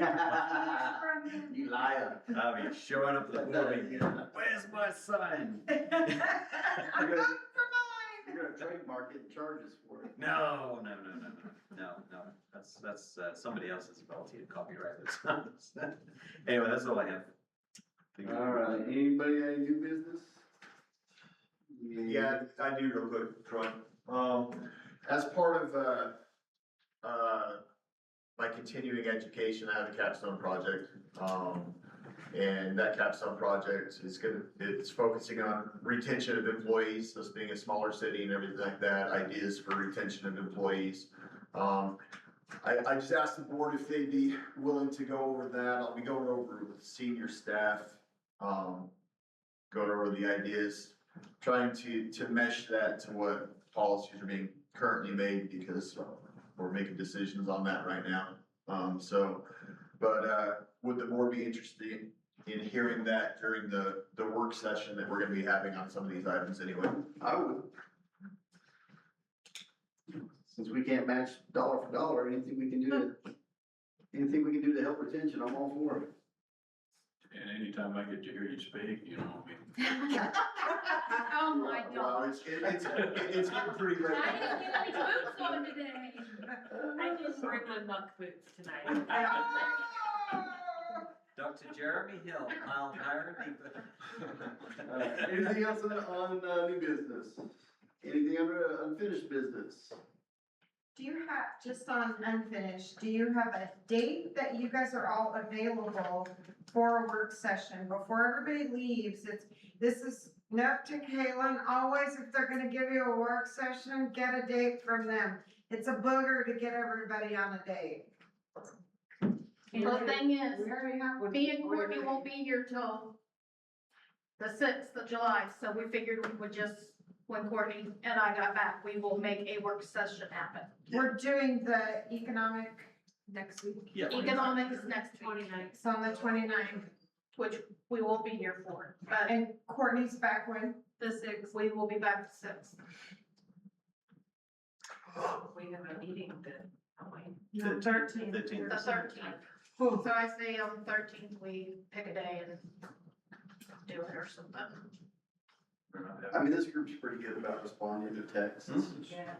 Never first, year, second. We always know where to find you guys. Yeah, but wait, when is your expiration? I know, We should do it on the 10th. The 10th. We should do it on the Yeah, I mean, 10th. Okay, we can do that. Can we look at that first week of July 6th? Well, the 8th, I'll be out on the Yeah, 9th. I mean, seriously, in all seriousness, you do want Wes's input in that discussion. Cause he's been the one doing it until Kaylin came along, so your historical is him. Can we do it on the 8th? I'm out of town on the 8th. 6 is good for myself. The 6th works. I'm good on the 6th. Might as well just keep going every Monday. Monday's payroll week. The next 4 Week after. yeah, but we July. have PSA polls for us weeks. What about the 7th? What about the 7th? That's gonna be a long weekend. 7th? Sure. 7th is good for mine and Wes's. 7th is P and Z. You don't know if it's gonna be this. 9th is the. All right, it's gonna have to be the 6th It's then. gonna have to be the 6th. Yeah. 6th it is. Well, welcome back, Gina. Yep, that's the present. And that allows enough time for them to then codify and have it ready for you guys for ordinance for first and second read on the 13th. Give you guys time for internal. Yep. Here's what I would suggest, though, is when we have the meeting, okay, just, my thought is, if anybody disagrees, say so. Give us just a couple options, because with 7 of us, we get into the weeds about, Don't give lots. Trevor gets a 1 hour bump for this, Michael gets Like a toddler. 0.8, we're gonna be there for 20 hours. First option should be your Yes. recommendation, and then if Wes disagrees with you, that's option B, We don't disagree. or find another, or. I reserve the right to disagree. Yeah, I think He's that'll gonna make, get more disagreeable. here. that'll make it more Last week- efficient, Yeah, otherwise we can get there. don't just toss out, we could do everything, Yeah. because if it's bad business, Yeah. they need that expertise, so 2 viable best case scenario options. Does that sound good? to Yes, everybody? that sounds really good to me. And that'll make Option decision A, making option B. quicker. Yeah, absolutely, can do it. So we're gonna do 6 PM on the 6th? I got it down. Calendar. All right. And are we going to Sunburn and a make headache. a final decision on the 6th, or is this a work study where? I think she's got a couple of things she is gonna put on the agenda that we absolutely have to pass. Also part of the reason I'm moving it up. And so you will have some resolutions and some ordinances that must be approved, but, I think it's better to do it on the 13th, but you actually could have 2 versions of the ordinance and you could make that decision. Your employees who are touched by it are gonna know about it and hopefully are invited and. Well, I'd like some input from them also, I was gonna get with Yeah. Trevor after. But I think having a meeting with them so they can feel comfortable, not in a formal setting, is a better, don't you agree? Yeah. Yeah, I'd like the department heads to go back to their subordinates, Give get them input. and then if they have questions, comments, How concerns. soon they could you time have to- version 1 and 2 so it could get spread out to the employees? Before the end of the week easily. Oh, look at her go. Payroll's already done. We're good. That's awesome. So That's- that would give everybody a week to look at it and discuss and think about it. And you Payroll's guys done as by the well. skin of our teeth. But yes, it's done. You realize it's the 4th of July weekend, right? Right. Yeah, but that's the weekend. They're gonna read it during the week. And remember? Make notes. That's how much No celebration. requirement that you remember it. All right, anything else? If not, David? I'll make a motion, we open the closed, recess the open session and open the closed session pursuant to RSMO section 610.021, subsection 1, legal. I was wondering if she'd Our already. second, I was gonna say, everybody give me a second. I'll third it. Can I third it, please? Second, I'm sorry. Go on vacation. I'm out. Bye, Gina, thank you, I appreciate it. And then, Yes. we did stick with the Alderman 6th. Hill, Jeremy. Yes, Alderman Key, yes. Alderman Matt, probably. Yes. Alderman Wilson. Closed session. Oh. Carol. Yes. Hello, yes.